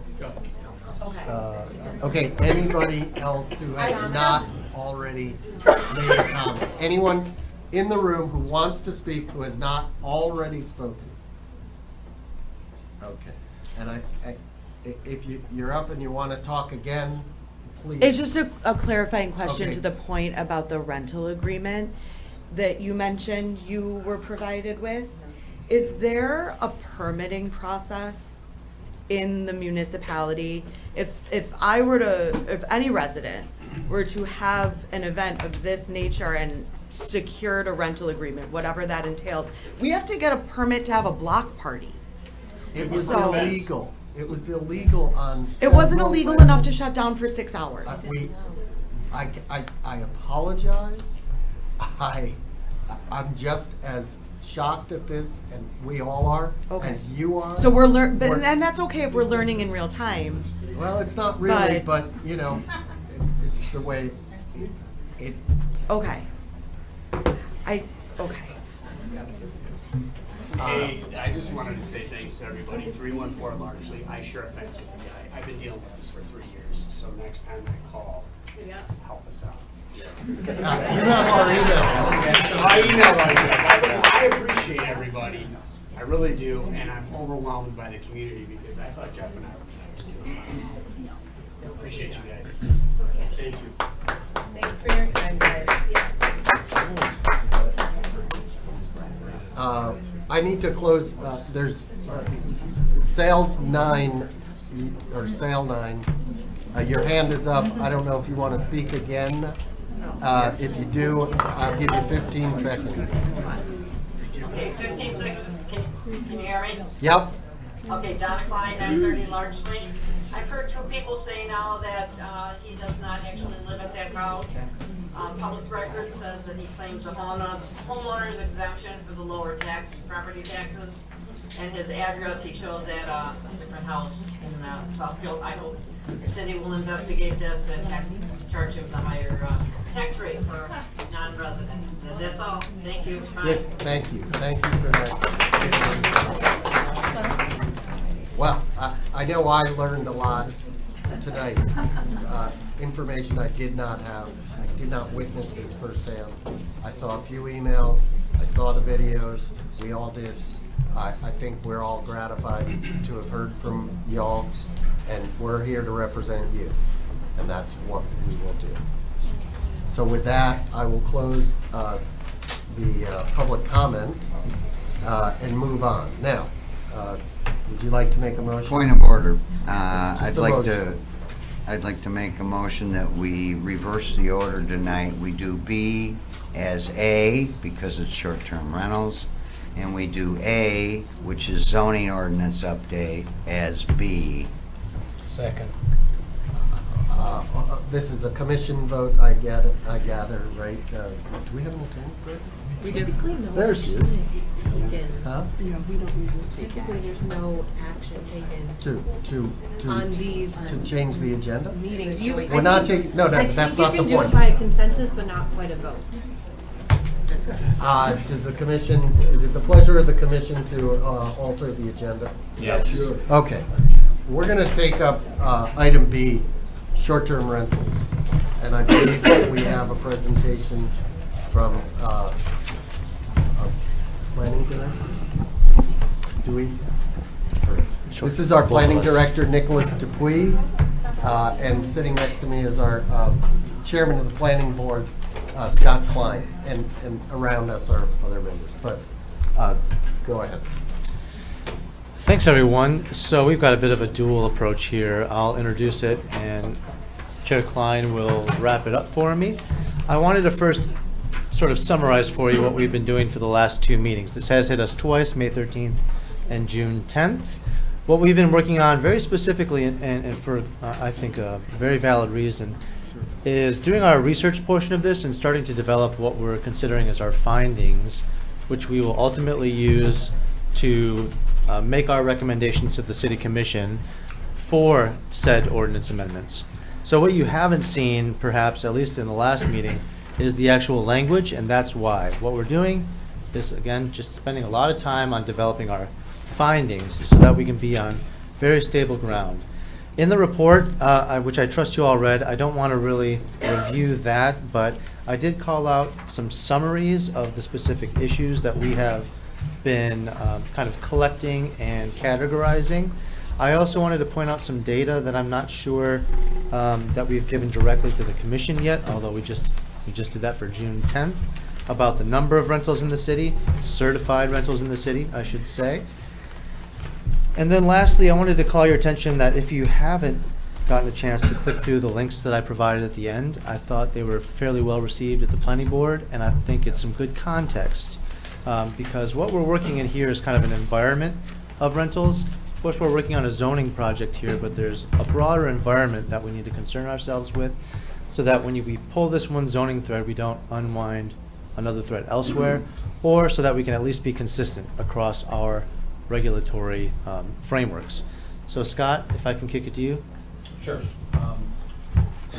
Real quickly, I know some of you are familiar. You've been to one or two of our meetings. Just so you understand the role the planning board plays, we are an advisory committee appointed by the city commission.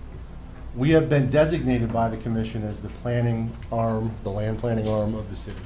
So legally, we have a responsibility to determine on our own the findings of fact related to any of the ordinance amendments that are being proposed. Now, all of the information that you have provided at city commission meetings and our meetings, I think it's fair to say that we have made some very quick, easy determinations. So I don't want you to be concerned by that. But as we talk about this, there is a legal process we must follow that doesn't move as quickly as you may want it to. And that's not because we're stalling, it's because we have to follow the law or the ordinance gets thrown out.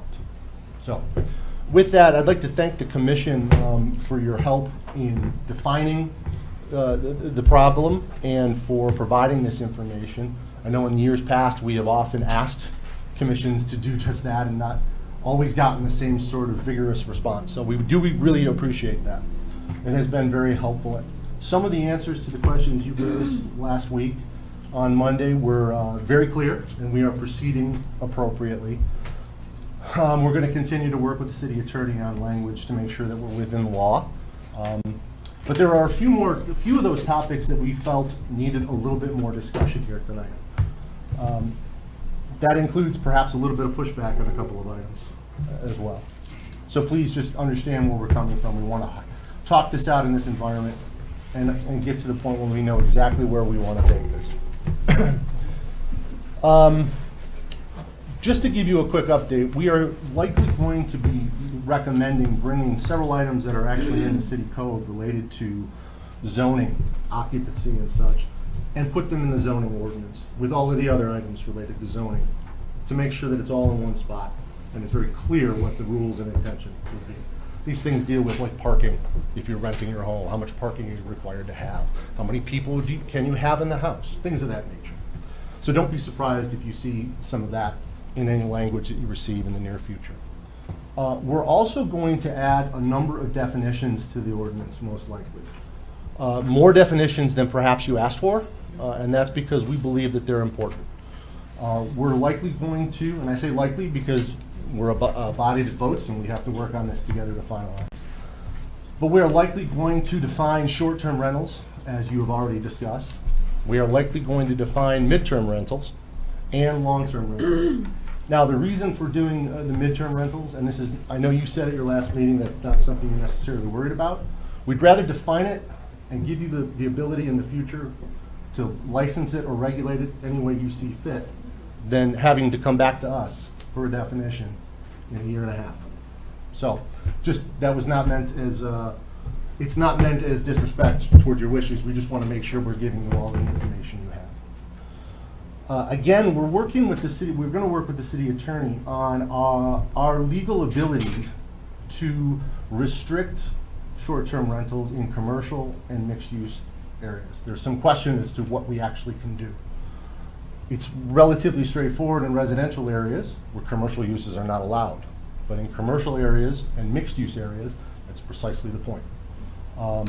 We do want to have a discussion on that tonight because I do believe that there are a member or two of the board that are questioning, even if we can restrict short-term rentals in, say, the downtown, should we? Those areas, downtown, Triangle District, the Rail District, were governed before our latest master plan update by 3 independent master plans themselves that did call out for very different diversity of uses and types and interactions far different than the R zones. So I think tonight, one of the first thing we'd like to do, and I'm going to throw it to perhaps a board member, if that's okay, Mayor Ballard. Sure. To further that point, we'd like to discuss that and just make sure we understand if the commission is intending to have us try as much as we can in the law to restrict rentals in these mixed use or commercial districts, specifically downtown, the rail district, and the triangle district. Mr. Boyle, I know you have an opinion on this. Are you interested in perhaps providing any additional input? Sure. This came out from a variety of pieces of information that the staff provided.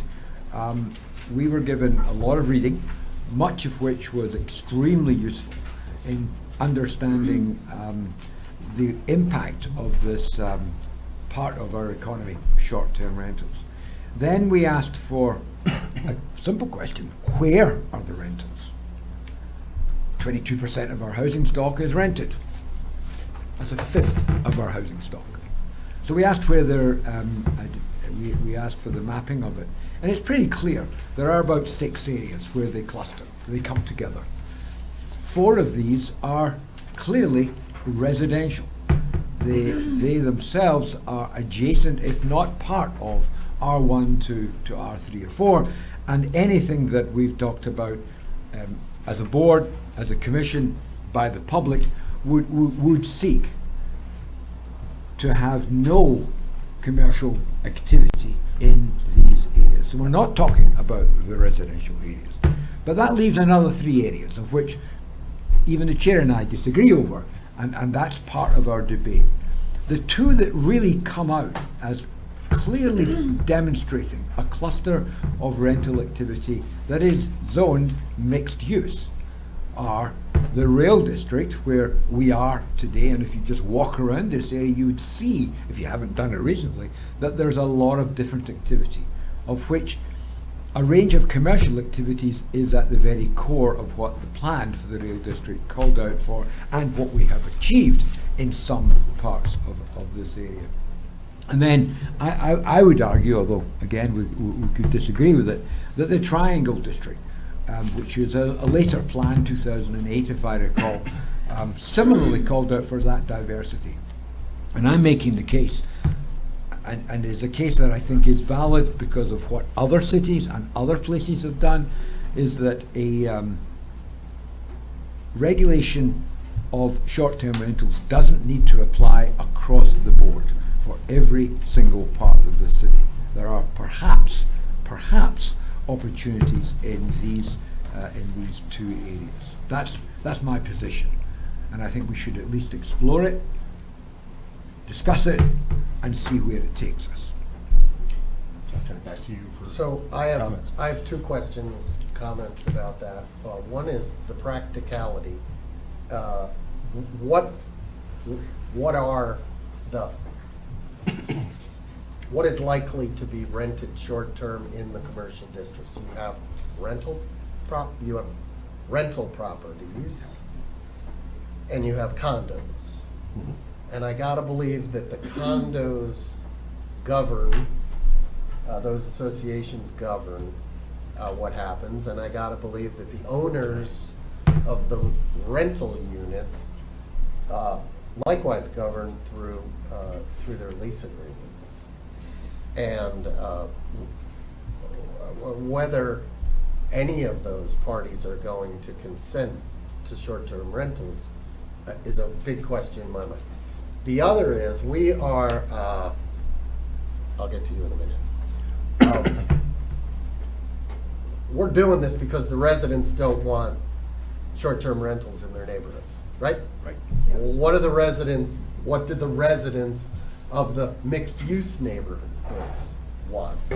And it might be a little harder to meet out what they want. We may need to do some research and talk to them and find out. Are they embracing short-term rentals, or are they just as adamant against them as the residents of our single-family neighborhoods? So I really can't. I personally couldn't opine on what we should do in the mixed use without having a better grasp of the answers to those two questions. Commissioner Hay. So you talked about governance of say, condo associations or what have you. Unfortunately, that leaves a loophole in short-term rental arbitration. There's someone I know who literally just moved out of Birmingham, did exactly that. She would set up an LLC, give it a $100 liability, sign a long-term rental agreement for a property, and then proceed to STR it. But it was rented to her LLC. What she did as a sublease was what she did not necessarily always with the owner's knowledge. So that is the get out of jail that the one gentleman that said about technology outpacing rules, that would avoid that particular issue because it's leased long term to one person or entity. So be careful about assuming, because I can tell you she's proved that wrong. And there is an entire industry. And you're saying she's somehow not violating, her condo association may not have a rule. It may not necessarily be part of that. What do the condo associations say? And if they say they try to govern it, then I'm not trying to get into the weeds. I'm trying to point out to you that there is a get out that is being exercised across the country. Sure. There are entire lectures, classes being paid for by people on how to do exactly this trick so you can bypass these rules because now you're subleasing. And the get out is, here's my lease as a long-term renter. What I do is my business. So be very careful with some assumptions because they've already been disproved. That's all I wanted to caution on. Thank you. Commissioner, Mayor, temporary Mayor Pro Tem Long. Thank you. I wanted to just point out that, before I go into my comments, that while we list 22% of the housing units in Birmingham as certified rentals,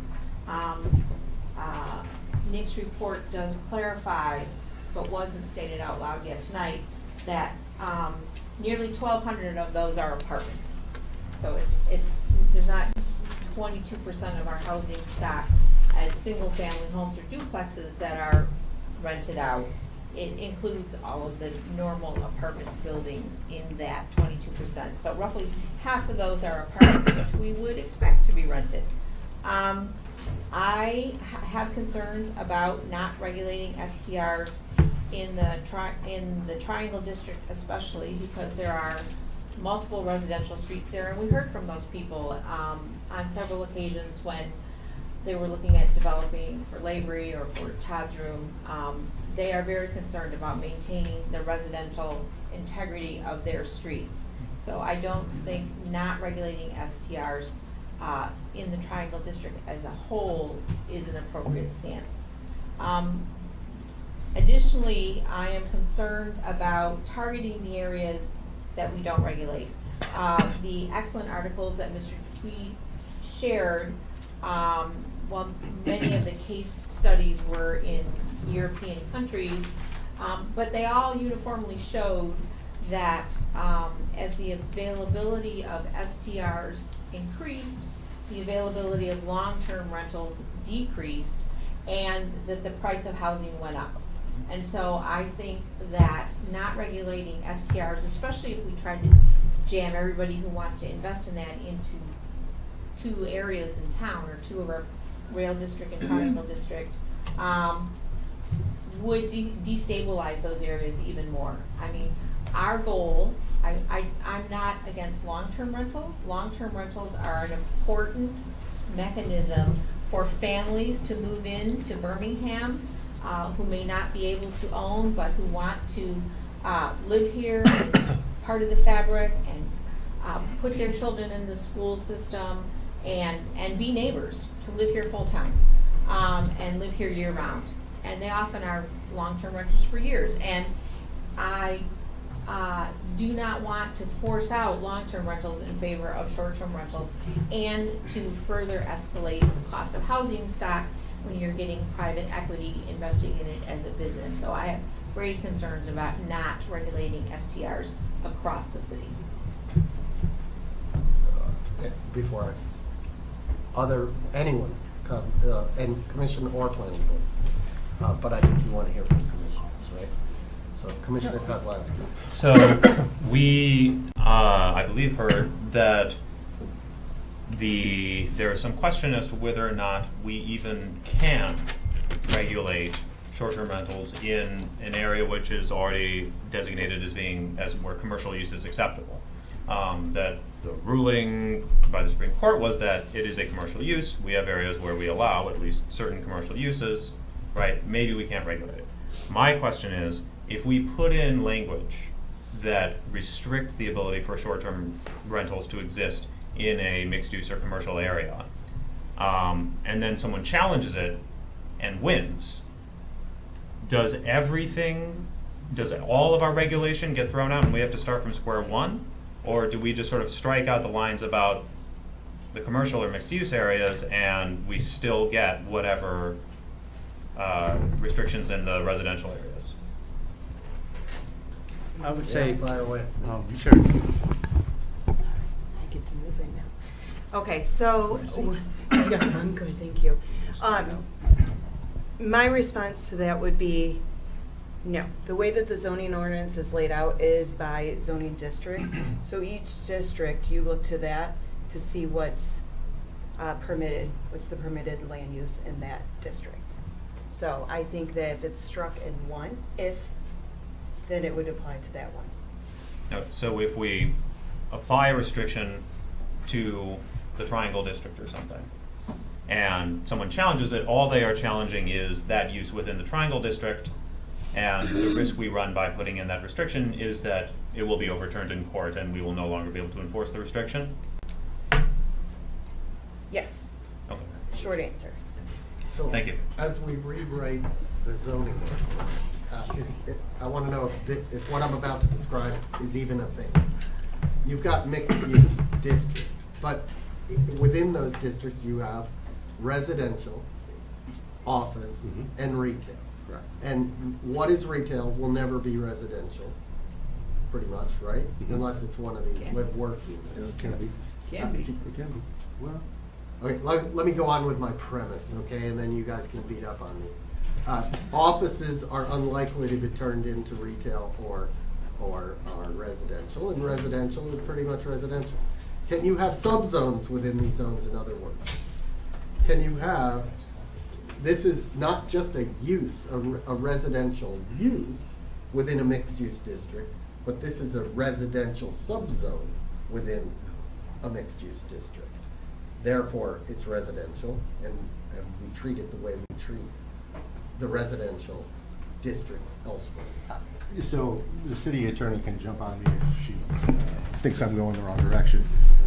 But the way zoning ordinances generally work is that there are districts of parcels of land that are put into one district and only one district based on the uses that are allowed or envisioned to appropriately, in the future, to appropriately fit within the context of the other parcels in that So it's the land, not the building, so that just Correct. answers the question.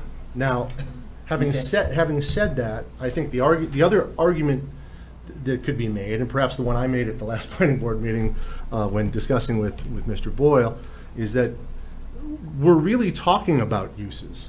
You know, the zoning districts are really buckets used to sort and organize. But whenever we're talking about the implications of zoning, we're talking about the use and the intensity thereof. And then everybody yells about traffic and parking and all the rest, right? That are a result. So when you look at a mixed-use building in our community, yes, the ground floor traditionally has to be retail, okay? But it doesn't always have to have office. Office can be, though it's expensive, converted to residential. But we never see those uses mixed on a floor. They're already segregated within the development, within the site. So I think I could argue, and I don't know how far I would get, but I could argue that we are already regulating residential uses differently from commercial uses in a mixed-use district because we're not allowing them to commingle. They're always separated by a floor, at least one floor. So to me, I could look at the residential portions of these buildings and say, well, those multifamily buildings, the residential uses are really a small micro neighborhood.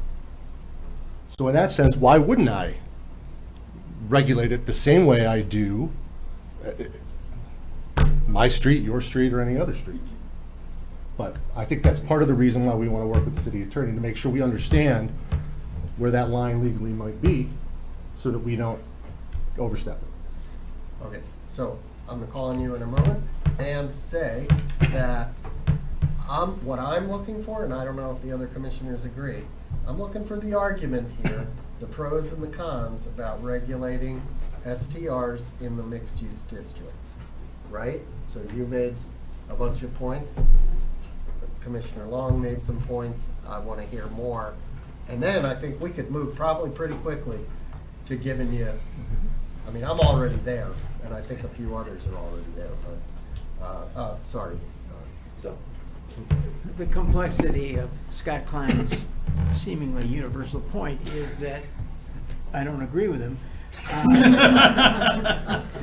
And in one respect, in the rail district, and a part of our creative zoning was in certain parts of the rail district where there is residential above commercial on the main level. They are single units, owner-occupied businesses with residential above. So you can't distinguish in that unit between a commercial and a residential. It's one unit. So that's a complexity that the city attorney's going to have to figure out. You're talking about if the we go live that work, route. the live work. Live work? Right. Yeah. Okay. Right. I mean, Of course. and we That would prescribe, be although we don't enforce the commercial usage on the main level, even though they're supposed to be commercial. Classic example is the senior living facility on Maple, where it's supposed to be first floor commercial, and I have yet to see any commercial on any of the first floor sites. So, it's not an easy question to answer in the blending of commercial and residential. Well, it would be easy if you just said, we're not interested in short-term rentals, period. Except then you run into Supreme Court issues. Well, I Restrictions don't know, on commercial. you're looking for our, then you need to add more nuance to your question to us. We heard you when you first told us we're not interested in short-term rentals, period. And I think some of us even came into our meetings thinking, how do we get rid of short-term rentals? Right. But then the more research we did and the more we read and the more we uncovered and all the sort of things that make these sort of things hard to come by, caused us to realize that actually in some cases caused me, I shouldn't speak for everyone, caused me to realize that in certain situations, in certain zoning classifications, short-term rentals might actually be very advantageous to the city, particularly in commercial areas. And so I hope you will allow us to explore it a little bit further before we all agree that in single-family residential neighborhood, R1 through R8, transitional zoning areas, those sort of places, it's not appropriate to rent a house for a weekend. So- But when you're looking at, like you described, where there are condo associations and things like that, we're in commercial districts, in B-zoned areas and O-zoned areas, business office, there might be an opportunity and it might be a benefit to the city, and maybe we just don't know for sure yet, but we'd like to explore it. When people come into the city, we want tourists, we want people to come and use our downtown and go to the movies and eat out and hang out in Shane Park and listen to concerts and go to the farmers market. When they come into town and they rent places for a weekend and they get to go experience those things and spend money in our town in those ways, that benefits us all. And when they're in a commercial district renting a space for a weekend, let's say, I'd like to believe that they are walking within the commercial district that they're near to and renting. Let's assume it's downtown, just for the sake of what I'm talking. They're walking into the downtown, they're spending money in the downtown, they're going to the farmer's market, they're doing all of these things, and they're doing the right things, and the things probably many of us do when we go to other people's towns and spend a weekend in their downtown. So I hope you'll let us not just blanket decide that the city can't have short-term rentals anywhere, and let us explore it a little bit more, because in my research anyway, I think there actually are some advantages to allowing it in certain areas. Not sure we know exactly where yet, but we have a little work to do. But I do believe there are advantages to the city in allowing it in some places. Commissioner Cole. Yeah, so two things on one of your comments. I don't think we should abdicate our responsibility to a condo association or some other association and rely on them to police what is our responsibility. And I think creating an area where short-term rentals are okay just makes it more difficult to enforce anything and risky. And at the end of the day, short-term rentals aren't the fabric of our community. They're not. I haven't heard one, maybe two comments in all the meetings of people positive about short-term rentals. And it doesn't help the safety of our community. It doesn't help the fabric of our community. It doesn't help the families. So I think we flat out shut it down. We do have three hotels, right? 3 hotels within the city limits. A 4th, I believe, is going to be proposed for the Hunter House site. And Somerset is a stone throw away. There are hotels in Troy, in Bloomfield. Anyway, more argument, one way or the other. Commissioner Host? I think we can all agree that we're not interested in having any short-term rentals in our residential zoned areas. And the mayor pointed out the hierarchy, which Nick Dupree, takes care of the planning board. Jana also helps the planning board. But if you look at the chart, you guys are responsible to the city commission, not to anybody else. You're responsible to us because we vote you in. And to conclude this, we are elected by the people, the commission, and we are supposed to represent them. And if I can piggyback on Commissioner Kolb's comment, I think we ought to make your duties a lot easier. I think everybody here agrees that in all the residential zoning areas of Birmingham, we don't want short-term rentals. So I am making a motion to eliminate short-term rentals. I'm sorry, we can't take action at this meeting. And why not? Because because I believe, is that correct? Am I correct? That You wouldn't recommend it, is this a of course. workshop or? No, this is not a workshop. It's a joint meeting, and I think if the city attorney wants to address this, but at least our practice has been that we don't take any official action. We have discussions. I think we can get the sense of the commission. We're all here, okay? And I don't think you have to take a vote on that one. I think that one is pretty clear, and we've made it clear in terms of, of short-term rentals in residential zones. We've made that clear, and they're very clear on that. They don't need another vote from us tonight on that. Their question is about the mixed-use districts. Right, and I hope that we will continue to talk about that. However, it's imperative. That's what we're talking about. It's imperative that we take a stand on residential areas. Let's take that off the table by eliminating. We have. Commissioner Host, we have. We have not taken a formal action, and it's not recommended to make a motion, but I am going to make the motion. Whether it's seconded or not and voted on is a different matter. I make the motion to eliminate STRs under 30 days in all residential zoning areas, effective immediately, with the one exception of owner-occupied while operating the short-term rental. Is that a second? No. Oh, well, let's let him make the motion. And then we can, if it's seconded, we can comment on it and go from there. I'll second it. Okay, Commissioner Kolb seconded. Okay, comment on the motion.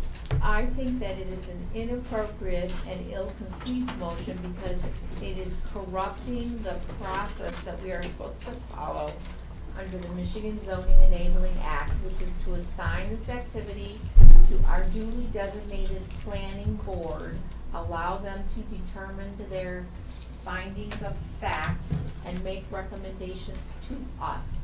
That is the way this is supposed to work. We are not supposed to prescribe the solution to them in advance. We are supposed to give them guidance, which we have. We are all have had consensus that we do not believe that there should be short-term rentals in residential districts. They've already said that they've heard that. So this motion is counterproductive and frankly kind of grandstanding. Commissioner Hay. I should have asked Commissioner Kolb. We're following Robert's rules strictly. The seconder, well, he's allowed to comment first on the motion, and then the seconder. But I'm sorry, I generally don't We have follow had that. 60 days. We had April 13th, we had a meeting 2 days after the 35 bullet casings.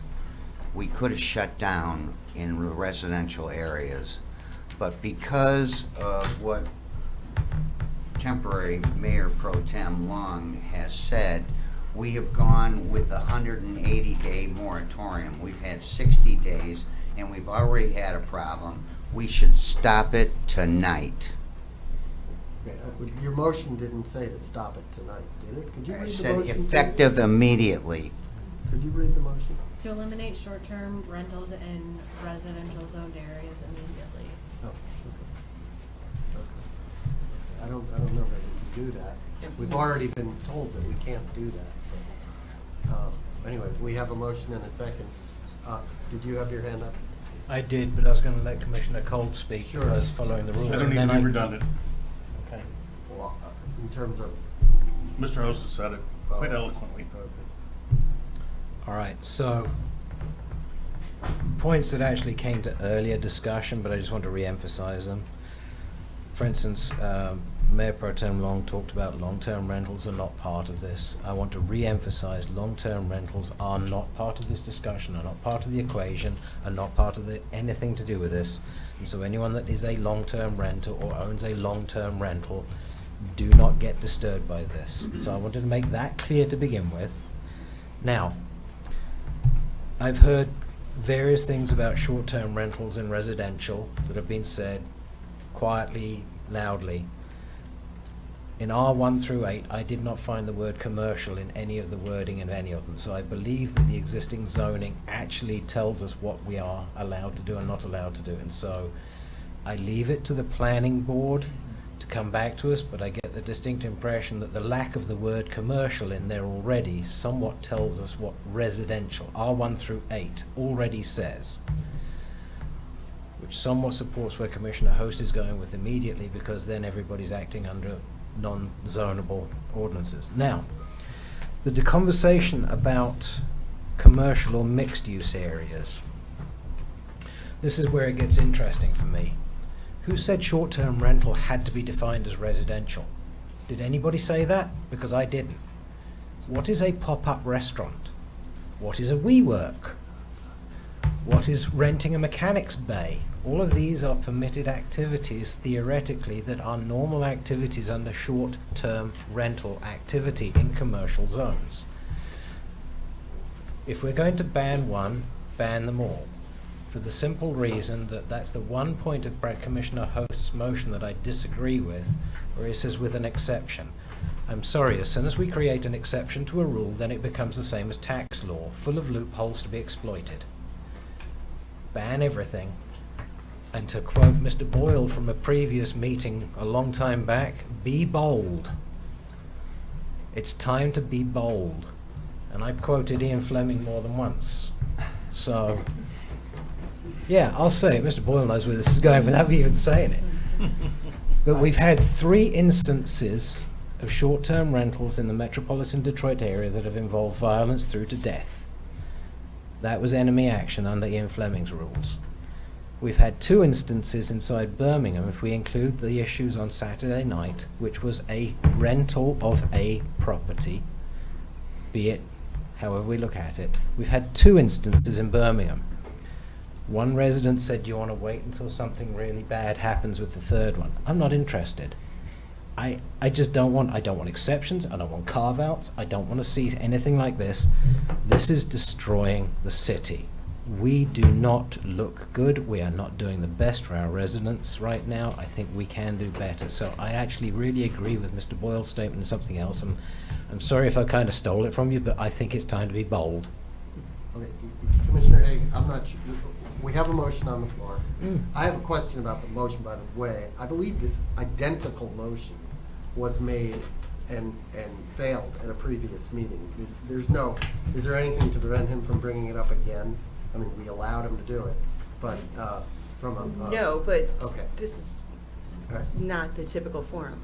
We get that, and we will hear from you momentarily, okay?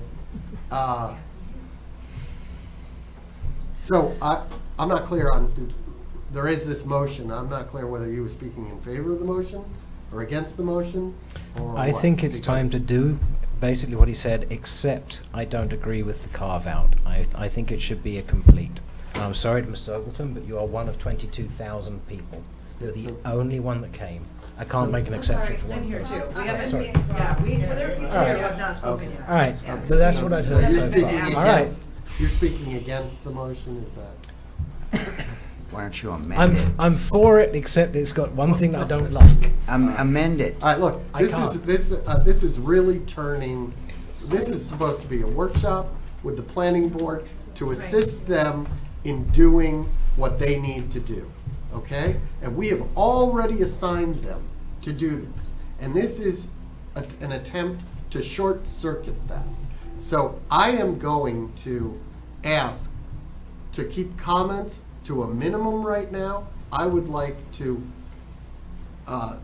deal with this motion and get back to the business that we're here to do, okay? So please, I can't tell you not to comment. You've already commented once, but I want to hear from the city attorney. Thank you. So let's take this out of the context of the joint meeting right now. If we were in the commission and had a regular meeting without the joint meeting, this is not a permissible motion, even because you've already made action on this issue to create the moratorium, and that is already going. You would then have to rescind the moratorium, rescind your motion to, and the resolution to go into the moratorium, and that would all need to be noticed to the public to give them an opportunity to come and speak. So pursuant to OMA, you can't move forward with any action. So not even getting into the joint meeting issue that you have, you cannot move forward on that motion. Wow. Okay. Well, what, as the, probably the parliamentarian here, what would one do in that case? If you're the parliamentarian and you're saying that even though the motion was allowed, it was seconded, and we're in the midst of discussing it, you're telling us you can't do that. You can't do that. So at the next commission meeting, if that is something that you're interested in doing, then you would have to try to have it on a future commission agenda that you would have to discuss and see if there is a majority. And I even think I'd have to look into it, but it may have to be a super majority to rescind a prior resolution. Okay, so what do you suggest we do right now? I think that the motion should be withdrawn. And if he does, if they don't withdraw it, then It cannot be moved forward. Alex has a. Like the instance that we had at the beginning of the meeting, this meeting and our workshop meetings, it's always about consensus, it's not action. It's not appropriate to be doing the motions of firm direction at this meeting. This is always a consensus direction meeting. It's what it's intended to do. It's what the public is used to. That is the routine that we have that we should be following and preserving. Okay. Would you guys be willing, having heard from the attorney, the clerk, would you be willing to withdraw your second and the motion and If we can't do it anyway, there's no- consent to that by doing that? If we legally can't do it anyway, I'm not knowingly going to break the law. Okay, so could you please? I'll rescind the second. Yeah, and I'm happy to withdraw the motion. Okay, And let's I, move wait a on. minute, and I am not trying to assail the workshop aspect of being with the planning board here. I'm only trying to eliminate the residential zoning, which we apparently might all agree on. Okay, we may, and there's a process. And I understand that you and others may be impatient with the process, but that's the way it is. Welcome to government. Now, do you, It's relevant. okay, please, quickly, So because I'd like to get these guys. I'd like a point of clarification on the attorney's direction, that we can't make a motion like that because there was an existing moratorium. So was it the wording of the motion that said immediately, but if the motion were to be made at a future city commission meeting with the wording at the end of the moratorium instead of immediately, because the way you phrased it sounds like we can't ever make a motion ever again, we're done. No, that's not true. Well, that's how I At the- understood it. That's at why the I'm asking for ex- clarification. At the expiry of the moratorium, the commission has the option to continue the moratorium or proceed forward with a different direction. Hence my request of, could the motion be made? Let's say we make it next week. Make something up. We say next week, we've made the decision at the end of the moratorium, we wish to no longer have then that is legitimate, or do we have to wait until the expiration date? You would have to wait for it to expire. Okay. All right. That's the clarification I was looking for. Thank you. Yeah.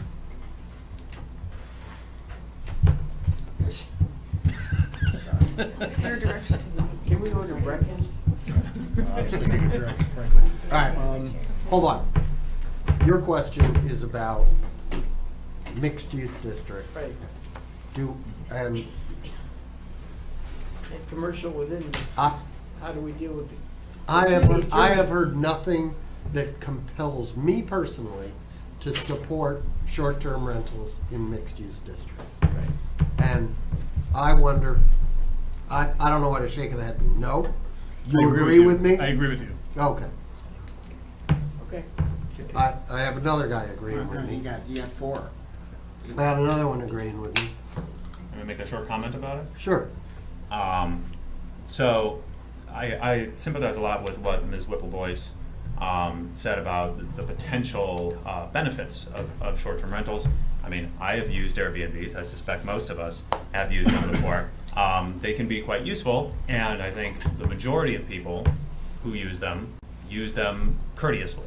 I think the issue is when the use is discourteous, it sometimes just goes totally off the rails. And you have situations like what happened on Lincoln.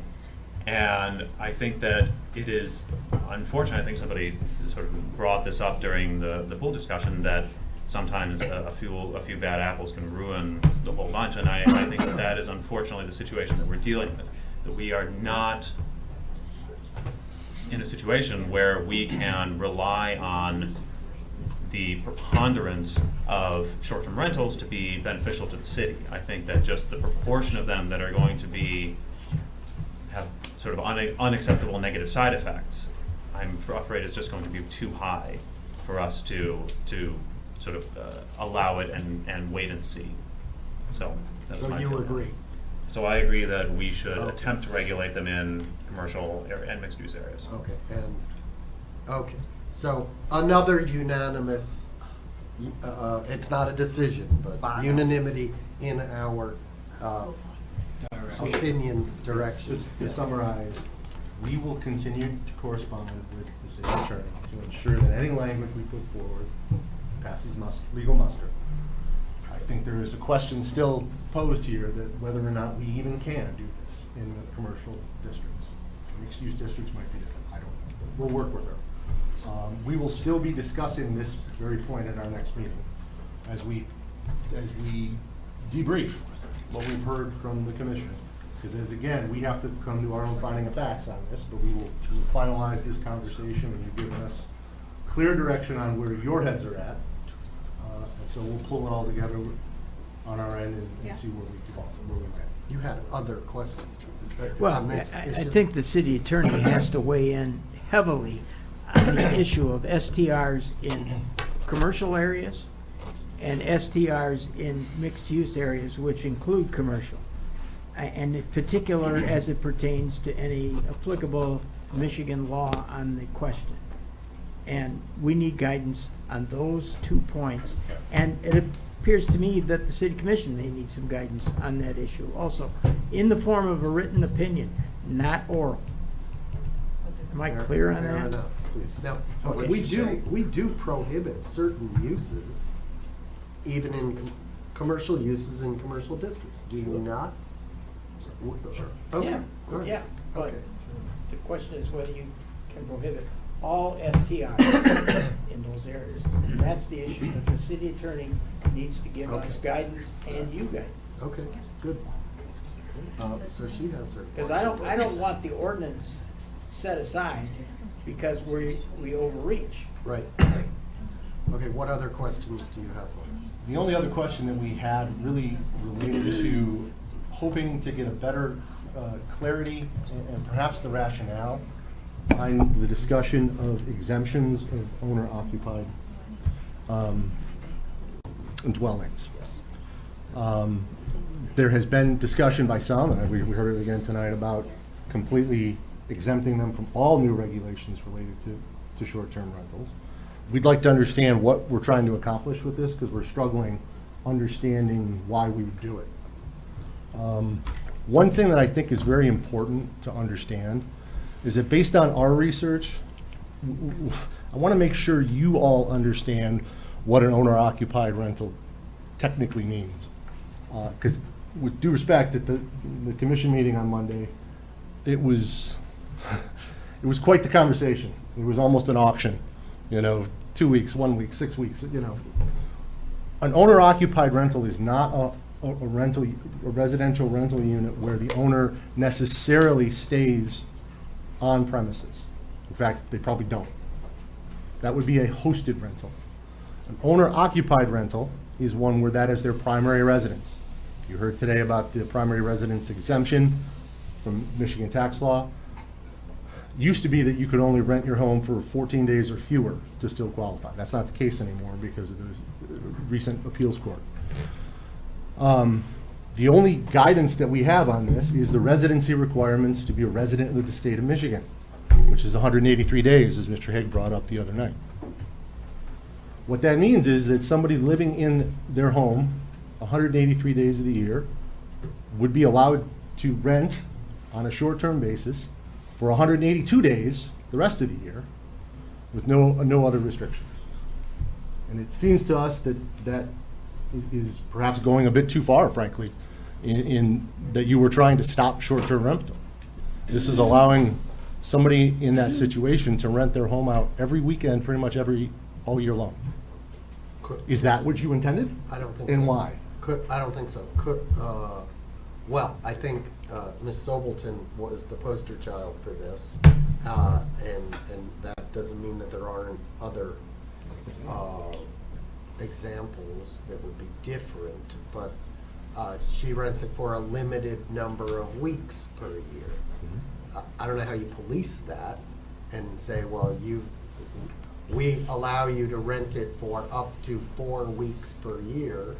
How do you divvy that up? Is that 4 weeks or is that 28 days?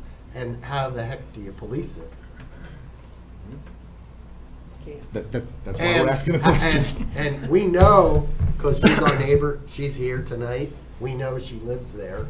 She's not lying to us. Somebody else comes along and says, well, I live there. How do I know you live there, right? And, yeah, it's a problem. It's a problem. Birmingham has a, because it is, how shall I say this nicely, a fairly affluent community. A number of residents in Birmingham spend winters in Florida. House is vacant, except maybe for short-term rentals. So it's not a small issue. It's a big issue in some of our neighborhoods. Even some people on the planning board leave for months at a time. So you need to think through that issue. In fact, maybe I'll leave for a couple months at a time. You know, I just think it's a loophole that we need to address. I understand the concerns of a valid short-term rental that's monitored, but how are we going to police that? And how are we going to police it for 182 days? It's a difficult problem to make a broad exception. I don't think anybody on the planning board has a problem with a hosted unit. Rent out a room, rent out half your house. If you're there, that's a different issue. Yeah, can I ask you to pursue that, the hosting issue to make it very clear that the host has got to be there, otherwise you can't do it. It's one of the definitions we're working on. That's the problem, is the policing. So I guess I'd like to ask you guys to focus your response a little more for us. Because the issue isn't, in my mind, the issue isn't do you want to do it or don't you want to do it. The issue is, do you have a tolerance for us looking at the issue at the planning board and seeing if we can understand better how extensive it is, what solutions might be. There might very well be some regulatory structure that might ameliorate the problem. Or, on the other hand, if what you're saying is we're about simple, we're about clear, we don't want to talk about exemptions, then that's a different story. But for us, Mr. Klein said a couple of times, and he's correct, we have to make an independent determination. Do you want us to, but our issue is we want to spend a lot of time on something that the commission is totally opposed to. So are you interested in, given that some members of the community have come forward and said, we have owner-occupied rentals, they're very minimal, we vet our people, whatever. Do you want us to look into that issue, or are you saying just stay away from it? Well, we said we'd like you to look into that. We've already said that. If we weren't clear about that, I think what you're now saying to us is it's probably a little bit more complicated than you thought it was when you asked us to look into it, right? And so I will offer this. On the one hand, you have a resident who, in the original spirit of Airbnb and VRBO, is attempting to defray the high cost of living in Birmingham by renting out their home occasionally and earning some money that they can then use to pay taxes, pay the rent, right? On the other, you have a completely opposite. You have a company, that buys a home, or a person who buys a home and represents that they live there when they probably don't, and just rents it out, and tries to take advantage of the system.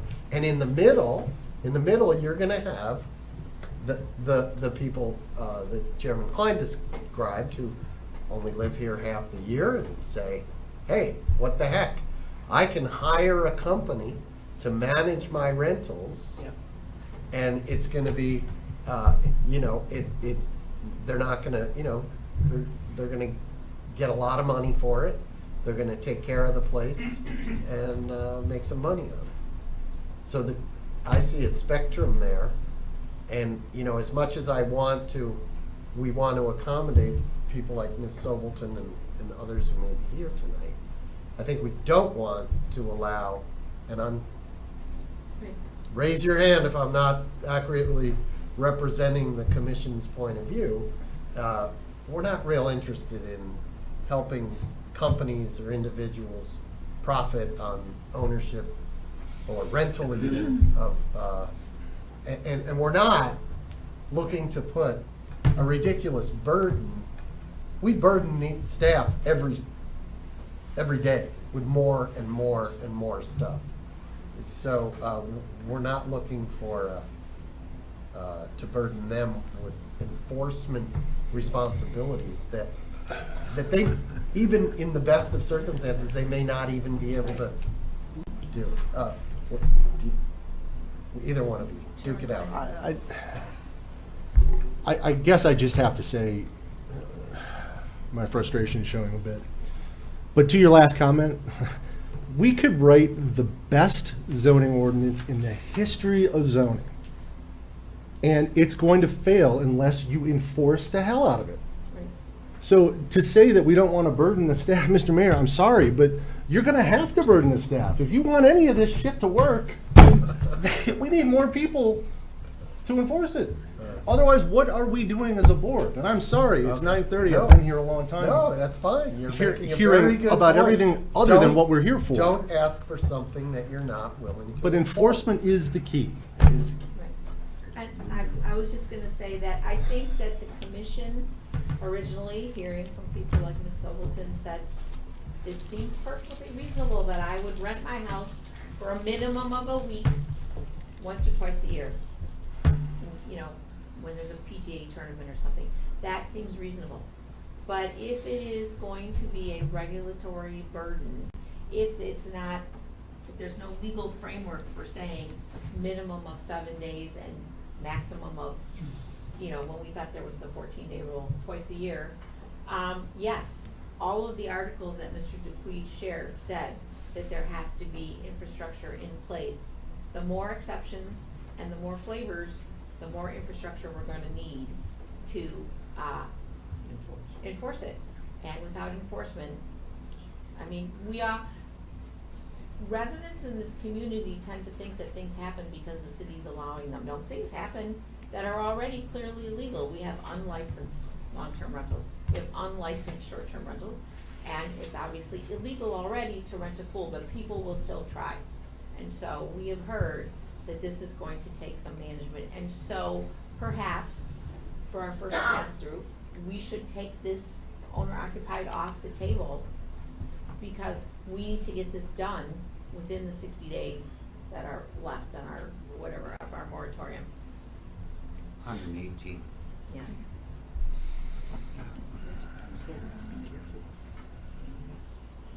Well, I don't know. I think that that's a reasonable suggestion. I mean, I think it would make them happy.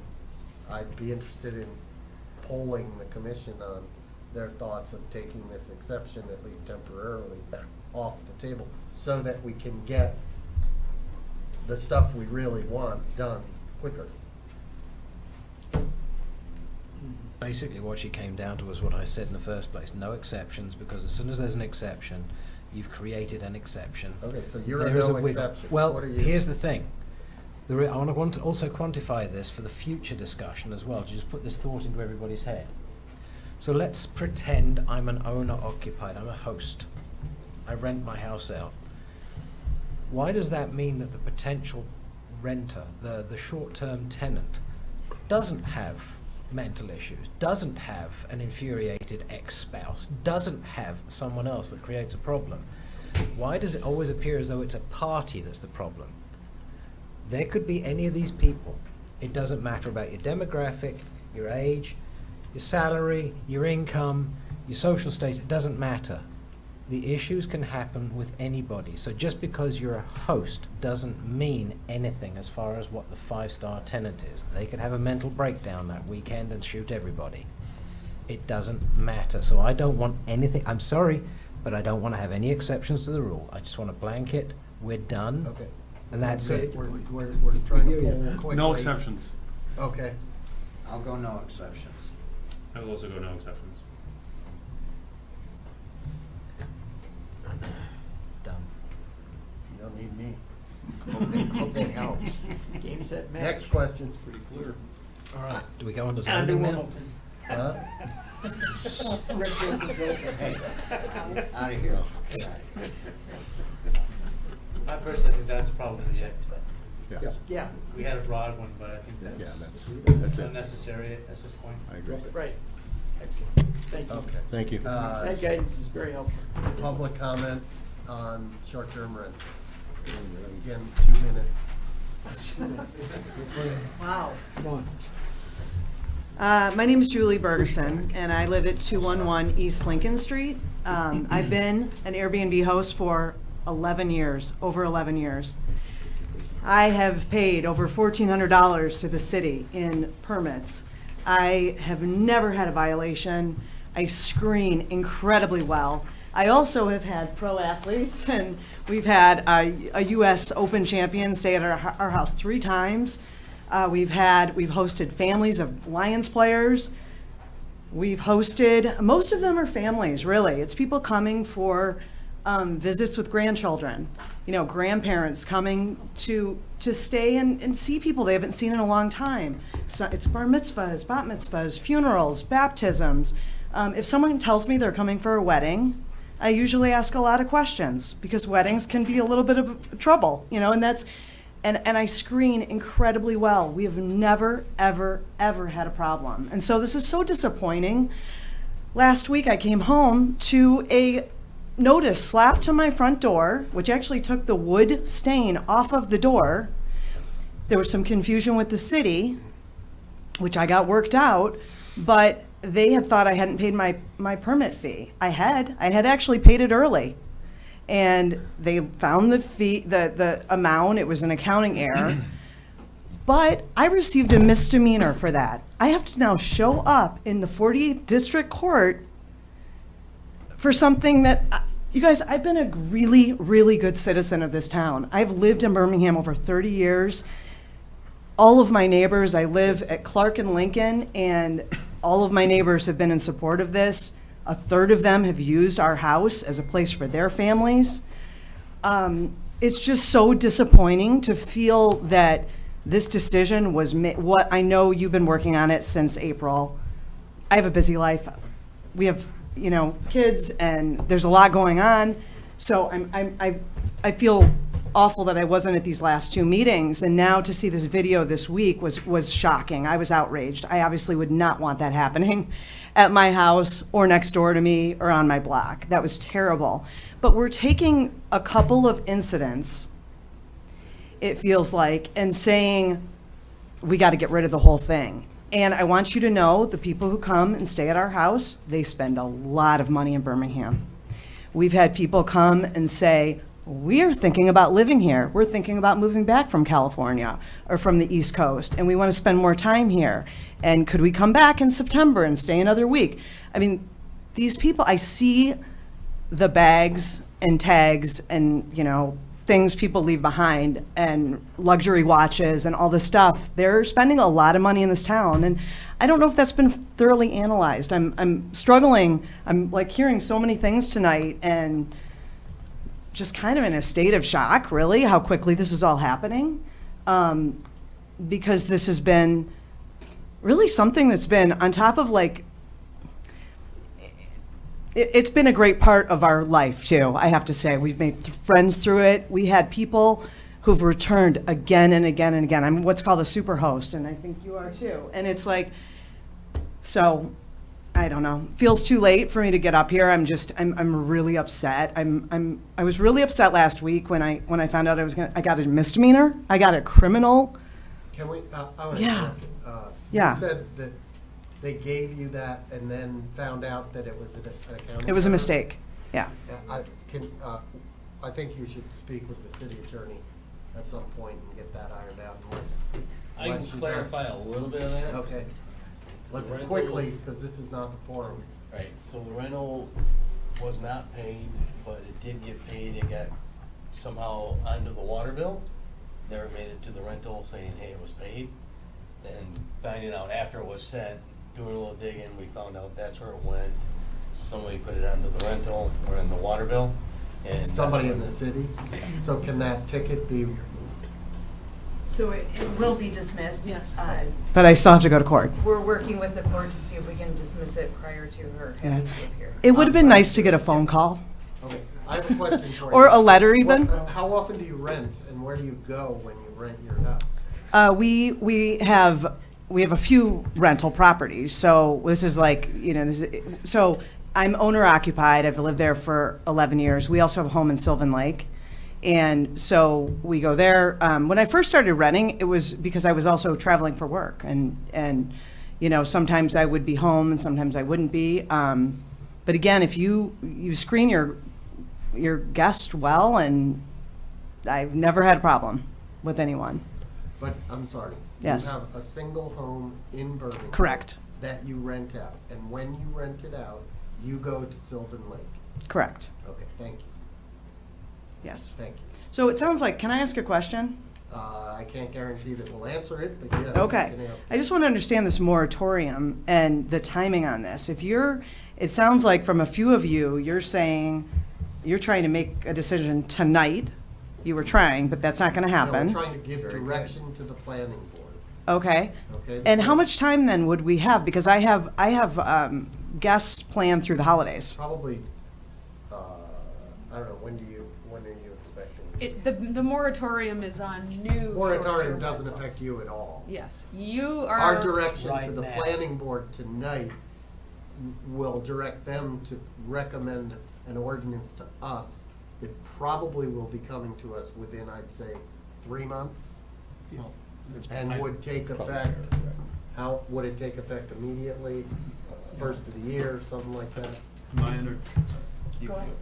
I was gonna say, my understanding is that if you have a license right now, that license will remain in effect until April 15th that's of correct. 2027.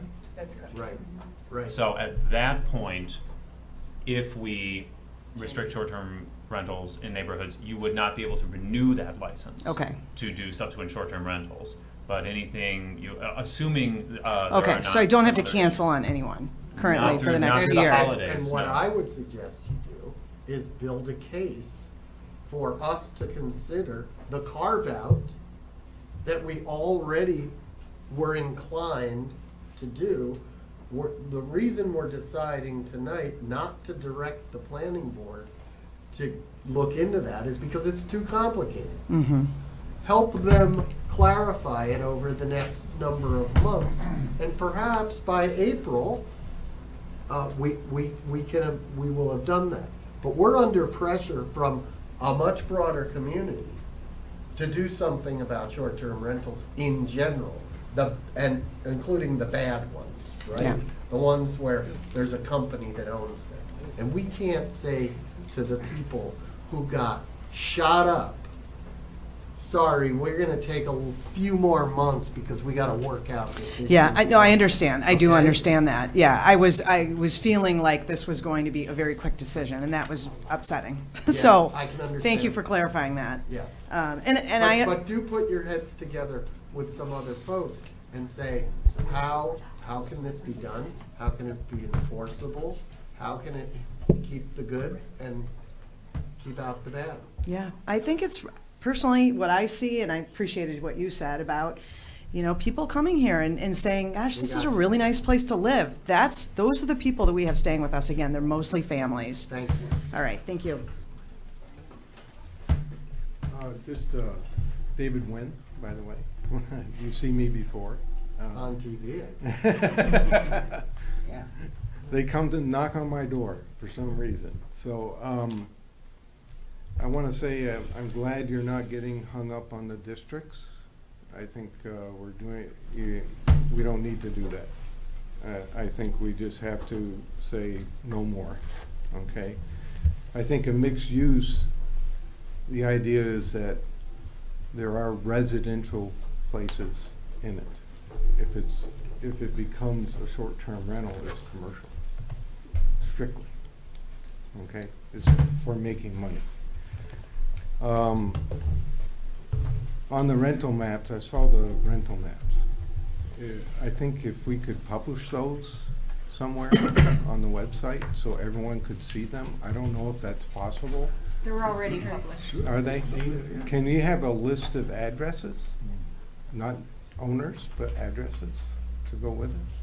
We do not have that at this time. Okay, I think it would be helpful because part of the enforcement here is the neighborhoods understanding the rental properties in their neighborhoods. And if they have the addresses and understand that, we can monitor the situation. Are you suggesting short-term? No, I'm rentals? saying that Or all they all rentals, because to be quite honest with you, there are people that are gonna go around the rules, right? And we're gonna see traffic and maybe someone's not registered, the address isn't on the list, or they're telling you it's a long-term rental, but they're using it as a short-term rental, okay? I don't know if you can publish those addresses. I don't need the owner's names, but I think it's good for the neighborhoods. It'll only help you to enforce. There was a lot of talk about density. I think that's a future issue. I think some of it, like you say, there's a lot of apartment buildings, so we kind of overblow the density issue. And then, you know, we need a robust response, right? I think we've got to start seeing that robust response when residents report issues. The cost of enforcement, I think, is minimal if we're given the opportunity to know where those rentals are and if we get a robust response. Okay, I don't think anybody in the city is going to hand over a list to you, but we have a thing called the Freedom of Information Act, and you can submit a Freedom of Information Act request to the city. There may be a fee for fulfilling that, and it's gonna be a snapshot. It's not gonna be like No, I think access to a it's database something you that's- only have to do once a year. Every year Well, we have. I'm inviting you to submit a Freedom of Information. Okay. Okay, it's interesting that we can have a map, but not the addresses, so. Well, we may. I mean, we surely do have the addresses. Yes. The way to get them, I'm telling you. I'm I telling you know, how to it's get them. interesting why it can't be published in public. There's a lot of information the city has that it does not publish. Okay. I personally, I think that's getting very close to a line that some people may think is crossing the line. But Maybe look into it. I'll definitely file it if I need to, but it would be good to have those. It helps with enforcement, okay? I can point out in my neighborhood, but I don't know the exact address. Well, right? you know, like I said, there's all sorts of information we have. We could publish lists Yeah. of people who haven't paid their taxes on time, people whose water bills. Well, are I'm not overdue. saying names, I'm just saying addresses. Okay. I All right. don't need the Well, we owner's could name. put the addresses in too. But if Let's- I know think- how many rental homes are on my street Okay. and where they are, it will help your enforcement, because you can't be there every That may day. be true. Thank you. Okay. Thank you very Okay. much. All right? Thank you.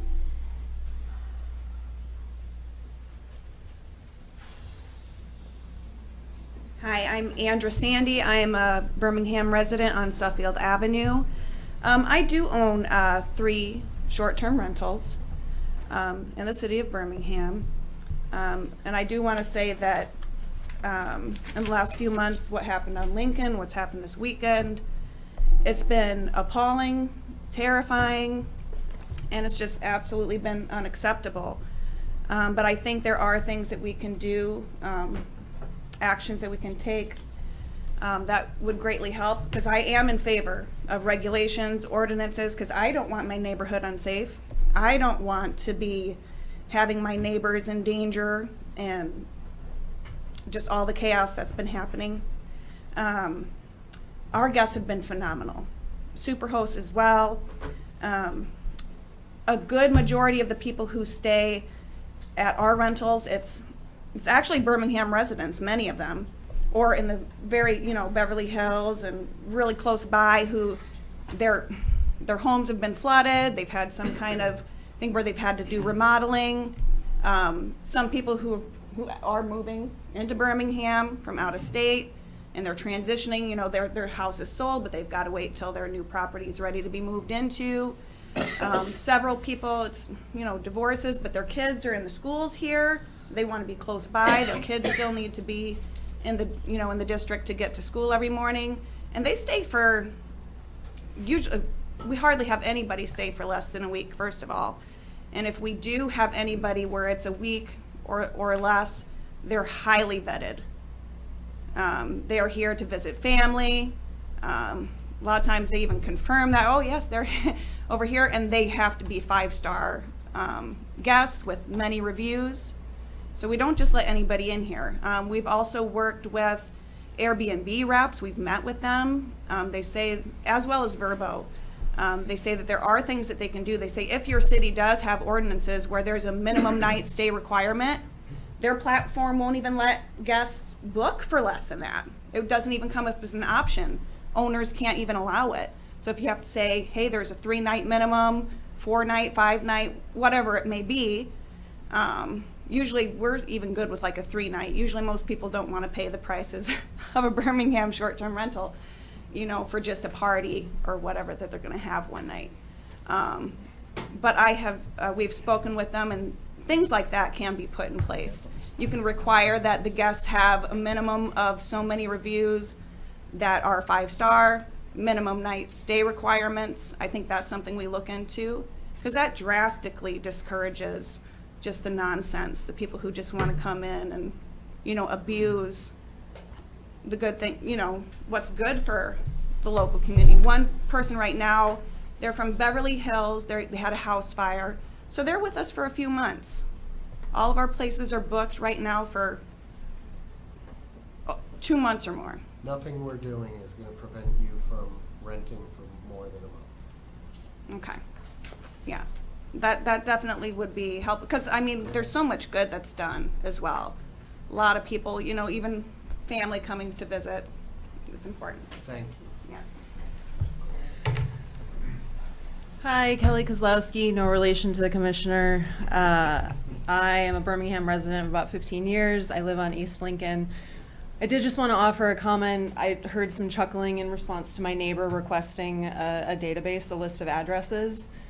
Maybe that sounds crazy and a little overly surveilled. I will tell you, though, that what we consistently hear from law enforcement, from the building official, I think even from the commission at some points, is let us know. Call in the complaints. When you see something, say something. You know, file a report. Let's make sure that we get it documented. Use GovPilot. So when he asks for something that would help us better monitor the conditions of our own streets and neighborhoods, maybe don't laugh at him, because this is sort of the situation that we're in. I appreciate all of the anecdotes and lovely examples of delightful tenants that fellow neighbors are bringing forward.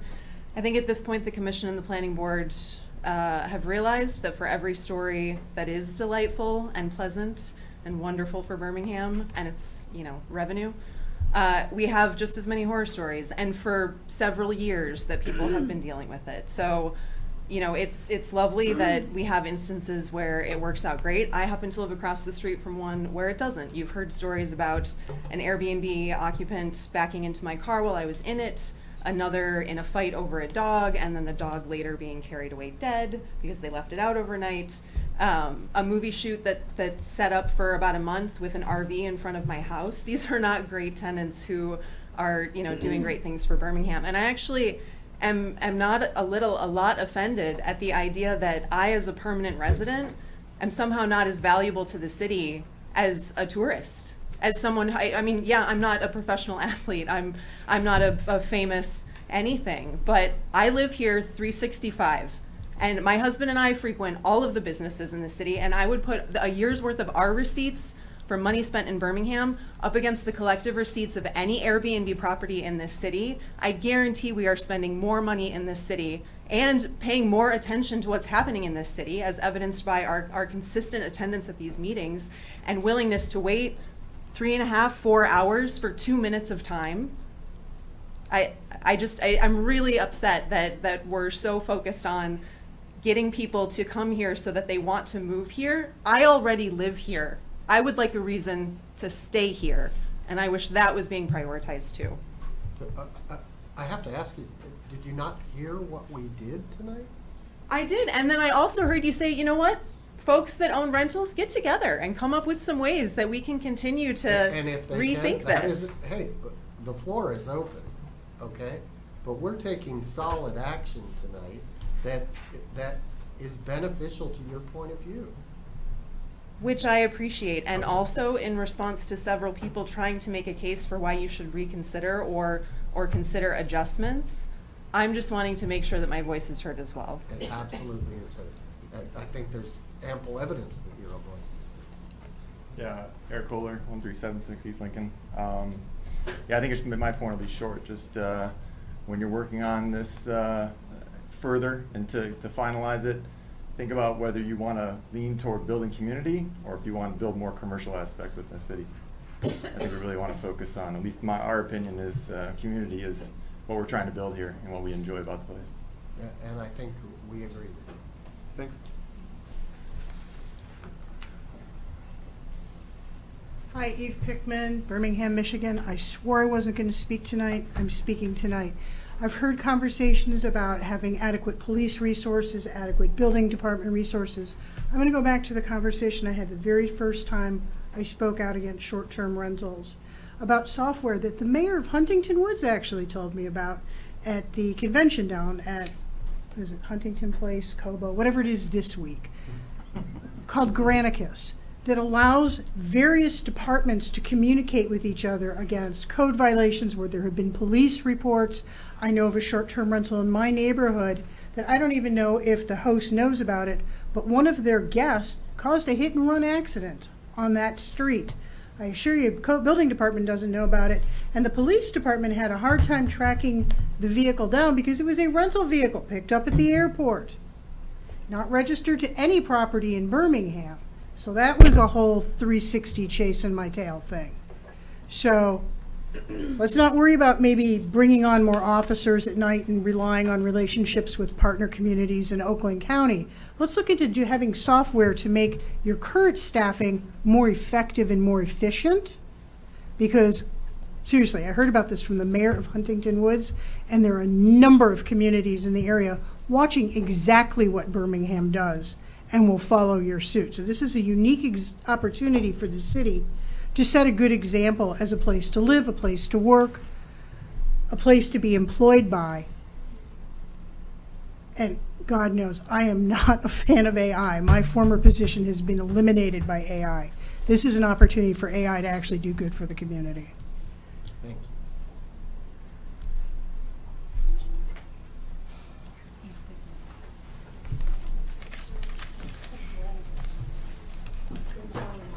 Jonathan Hoffley, 443 Wellesley. I know the meeting is about two things, which is short-term rentals and zoning. And I know there's a comment about dealing with mixed zone. Okay, go ahead. I just want to make the comment that dealing with the STRs in these other districts, I'm having a hard time understanding that in light of the possible changes to our zoning that are upcoming that we're considering is the other part of the meeting.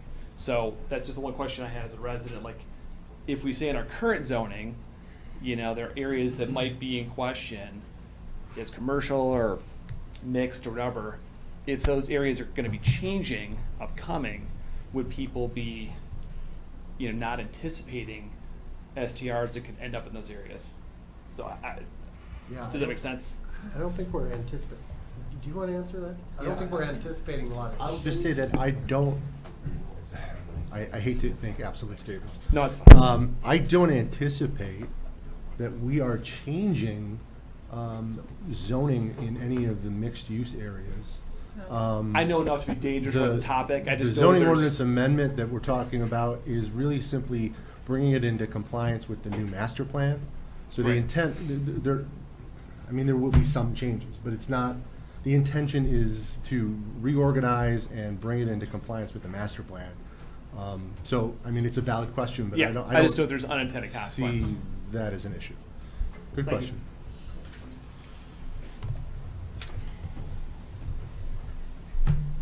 David Bloom, Birmingham resident. It seems to me that the major issue is not the short-term rental itself, it's the usage. And so, when I was younger and I wanted to rent a car, you go to a car rental agency, you had to be 25 years old and you had to have a credit card.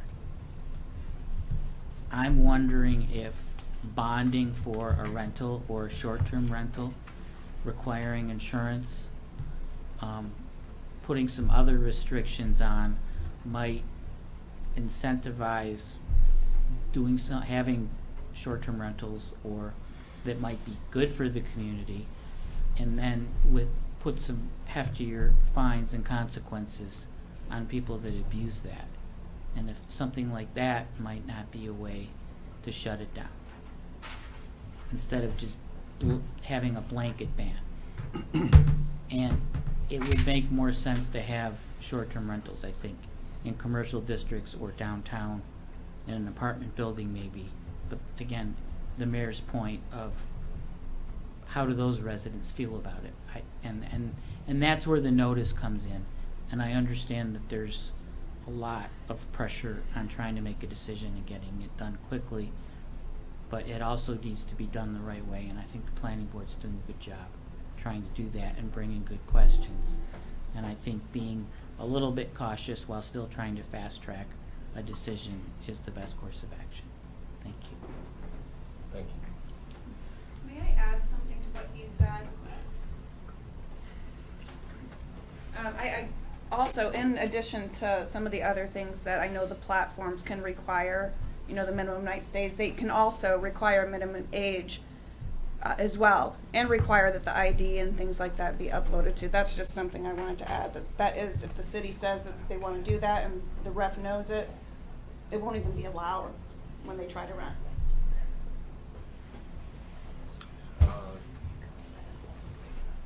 I have a question. Along the same lines of wondering if you could get a list of all the homes where rentals are, is there a list of all the emails or some way to contact everyone or rental owners that's public? If it was FOIA. Yeah. There was an email Same thing for you? included. Okay. And as far as, you know, the next steps as far as owner-occupied Airbnbs, and I understand what you guys are saying as far as, because when I got my rental with a license, you know, you have to live there for one day more than half of the year, and I understand how all that can work out. I'd love to offer any help I can to draft anything or think through or talk about the ideas. If I can help either the planning board or the city commission, I'll of course get with those that I can. I do believe there's a lot more likely people who are doing what we're doing, but they're not here. They're not aware of what's happening over the last few months, and I think they'll regret not being here. I will regret them not being here, because like you said, Andrew, I'm one of 22,000, and that's unfortunate for me. And I really hope that we can figure out a way to make it more possible, you know, and something that we could work out. So I want to toss it out there that if I can help in any way, I will, and I'd love to. And I will ask for that email list so we can try to find others. Advocacy is something you do. I get it, yeah. We don't ask you to be an advocate. So. And what do you mean by that? As in? I mean, you sound like you're offering to help. Mm-hmm. And as someone who is effective as an advocate, it's not, don't wait for somebody to ask you to help, just be the advocate. Right, yeah. I've been trying to. Yeah, and, you know, this is why we're talking. Yeah, okay. Anyone else, please, quickly? Oh, I thought he was coming back. Okay, sorry. Online, we have? Not anymore. Not anymore, you gave up. Can we scroll to make sure? They would be Be at the top. All right. All right, so we're done with that topic. Are we done with that topic, short-term rentals? Can we take a 5-minute break? Okay. Well, I'm taking 5 minutes. That's good. Or a 2-minute.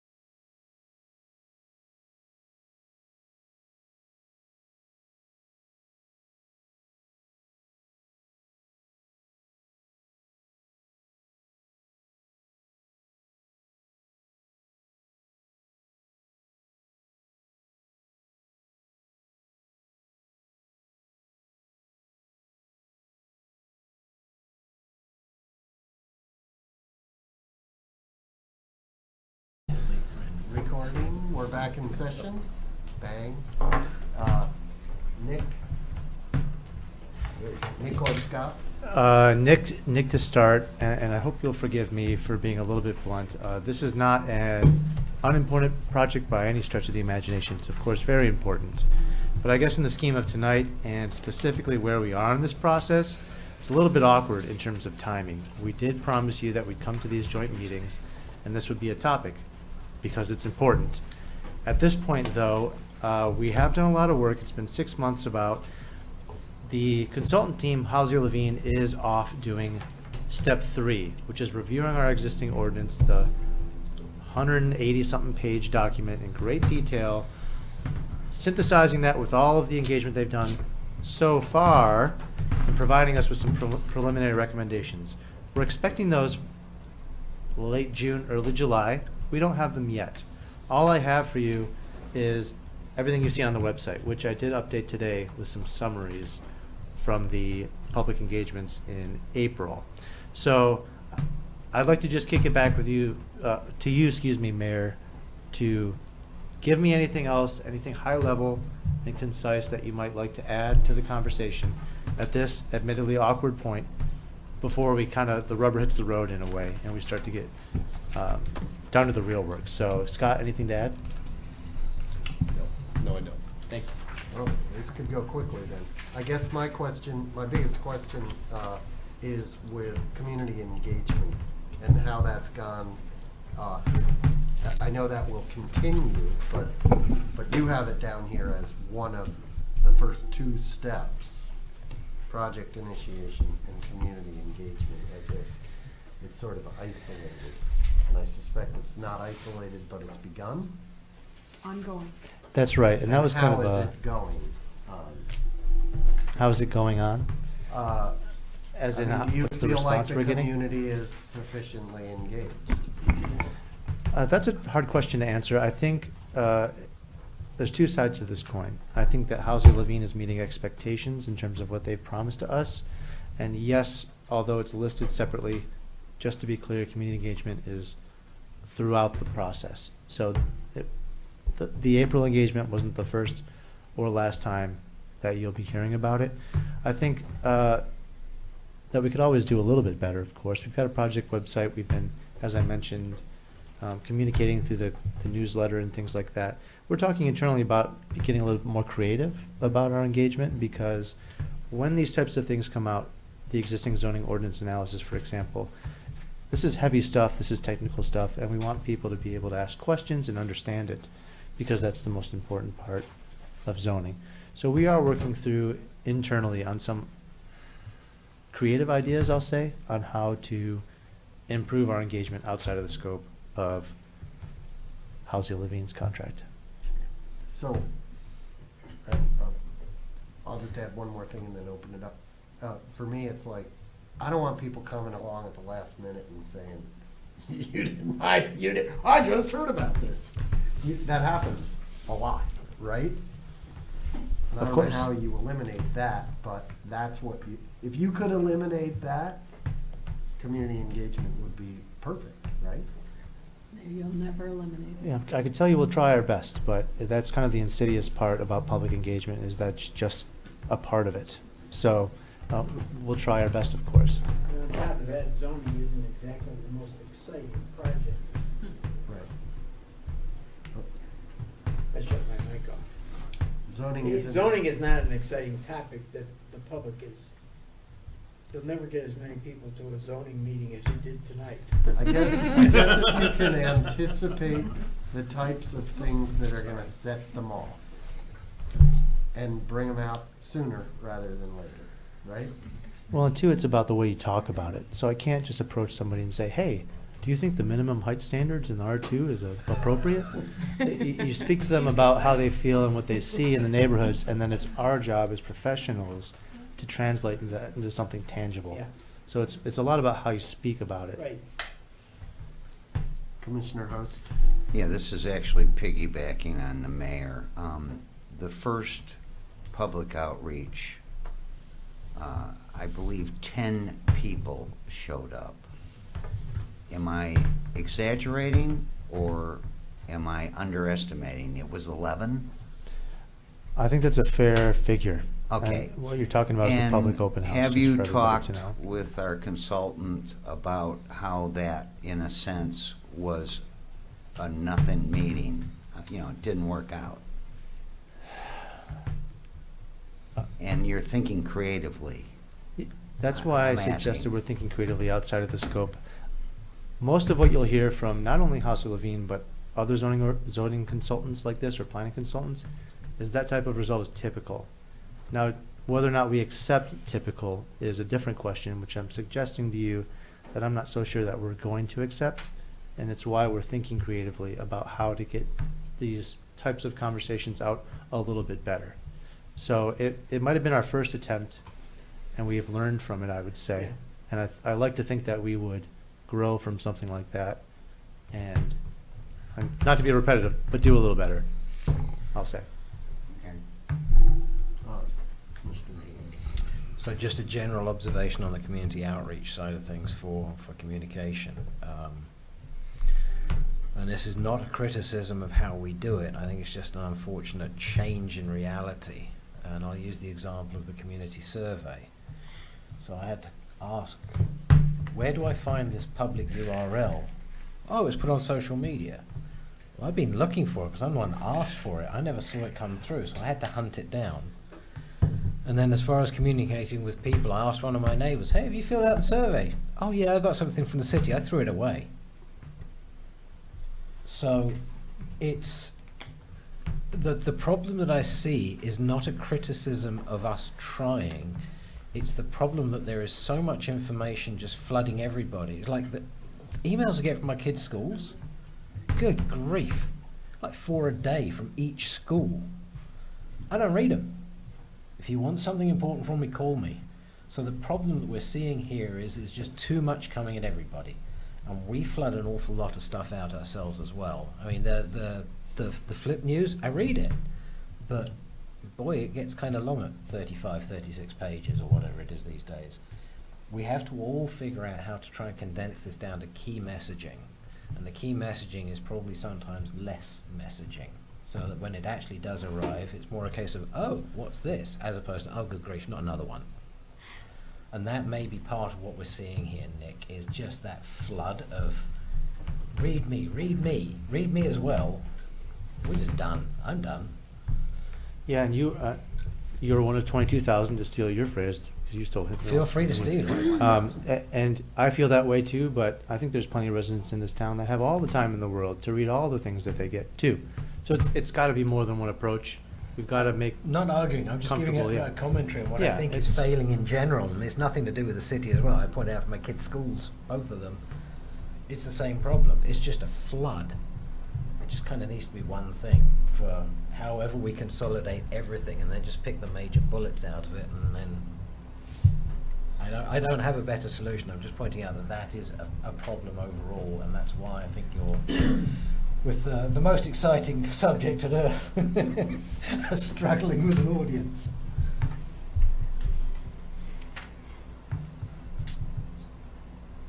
So is that it? Yep. Hallelujah. We're short and sweet. Well, welcome to our world. Okay, This any is a short meeting. public comment on the zoning rewrite? Nobody online? Anybody in the room want to comment? Any further comment? Sure, as a former marketing You'll have to approach the microphone. So as a former marketing professional, right, Bill? I'm not gonna say you're gonna make zoning sexy, but my God, they managed to sell adult diapers. How do you put a positive spin on something that everyone really is impacted in their life at some level, but really isn't interesting? Short and sweet is the answer. 5 key bullets. Zoning Tuesdays, shootout a week. People know, oh, Birmingham's posting about zoning on Tuesdays and on parks on Fridays. And throw it out on social media, 5 bullet points. Want to learn more? Click this link and we'll take you into all 38 pages of this unbelievably dry document for the people who have time to read everything, Nick. Am I not telling you the truth? Yep. Okay, yeah. No, seriously.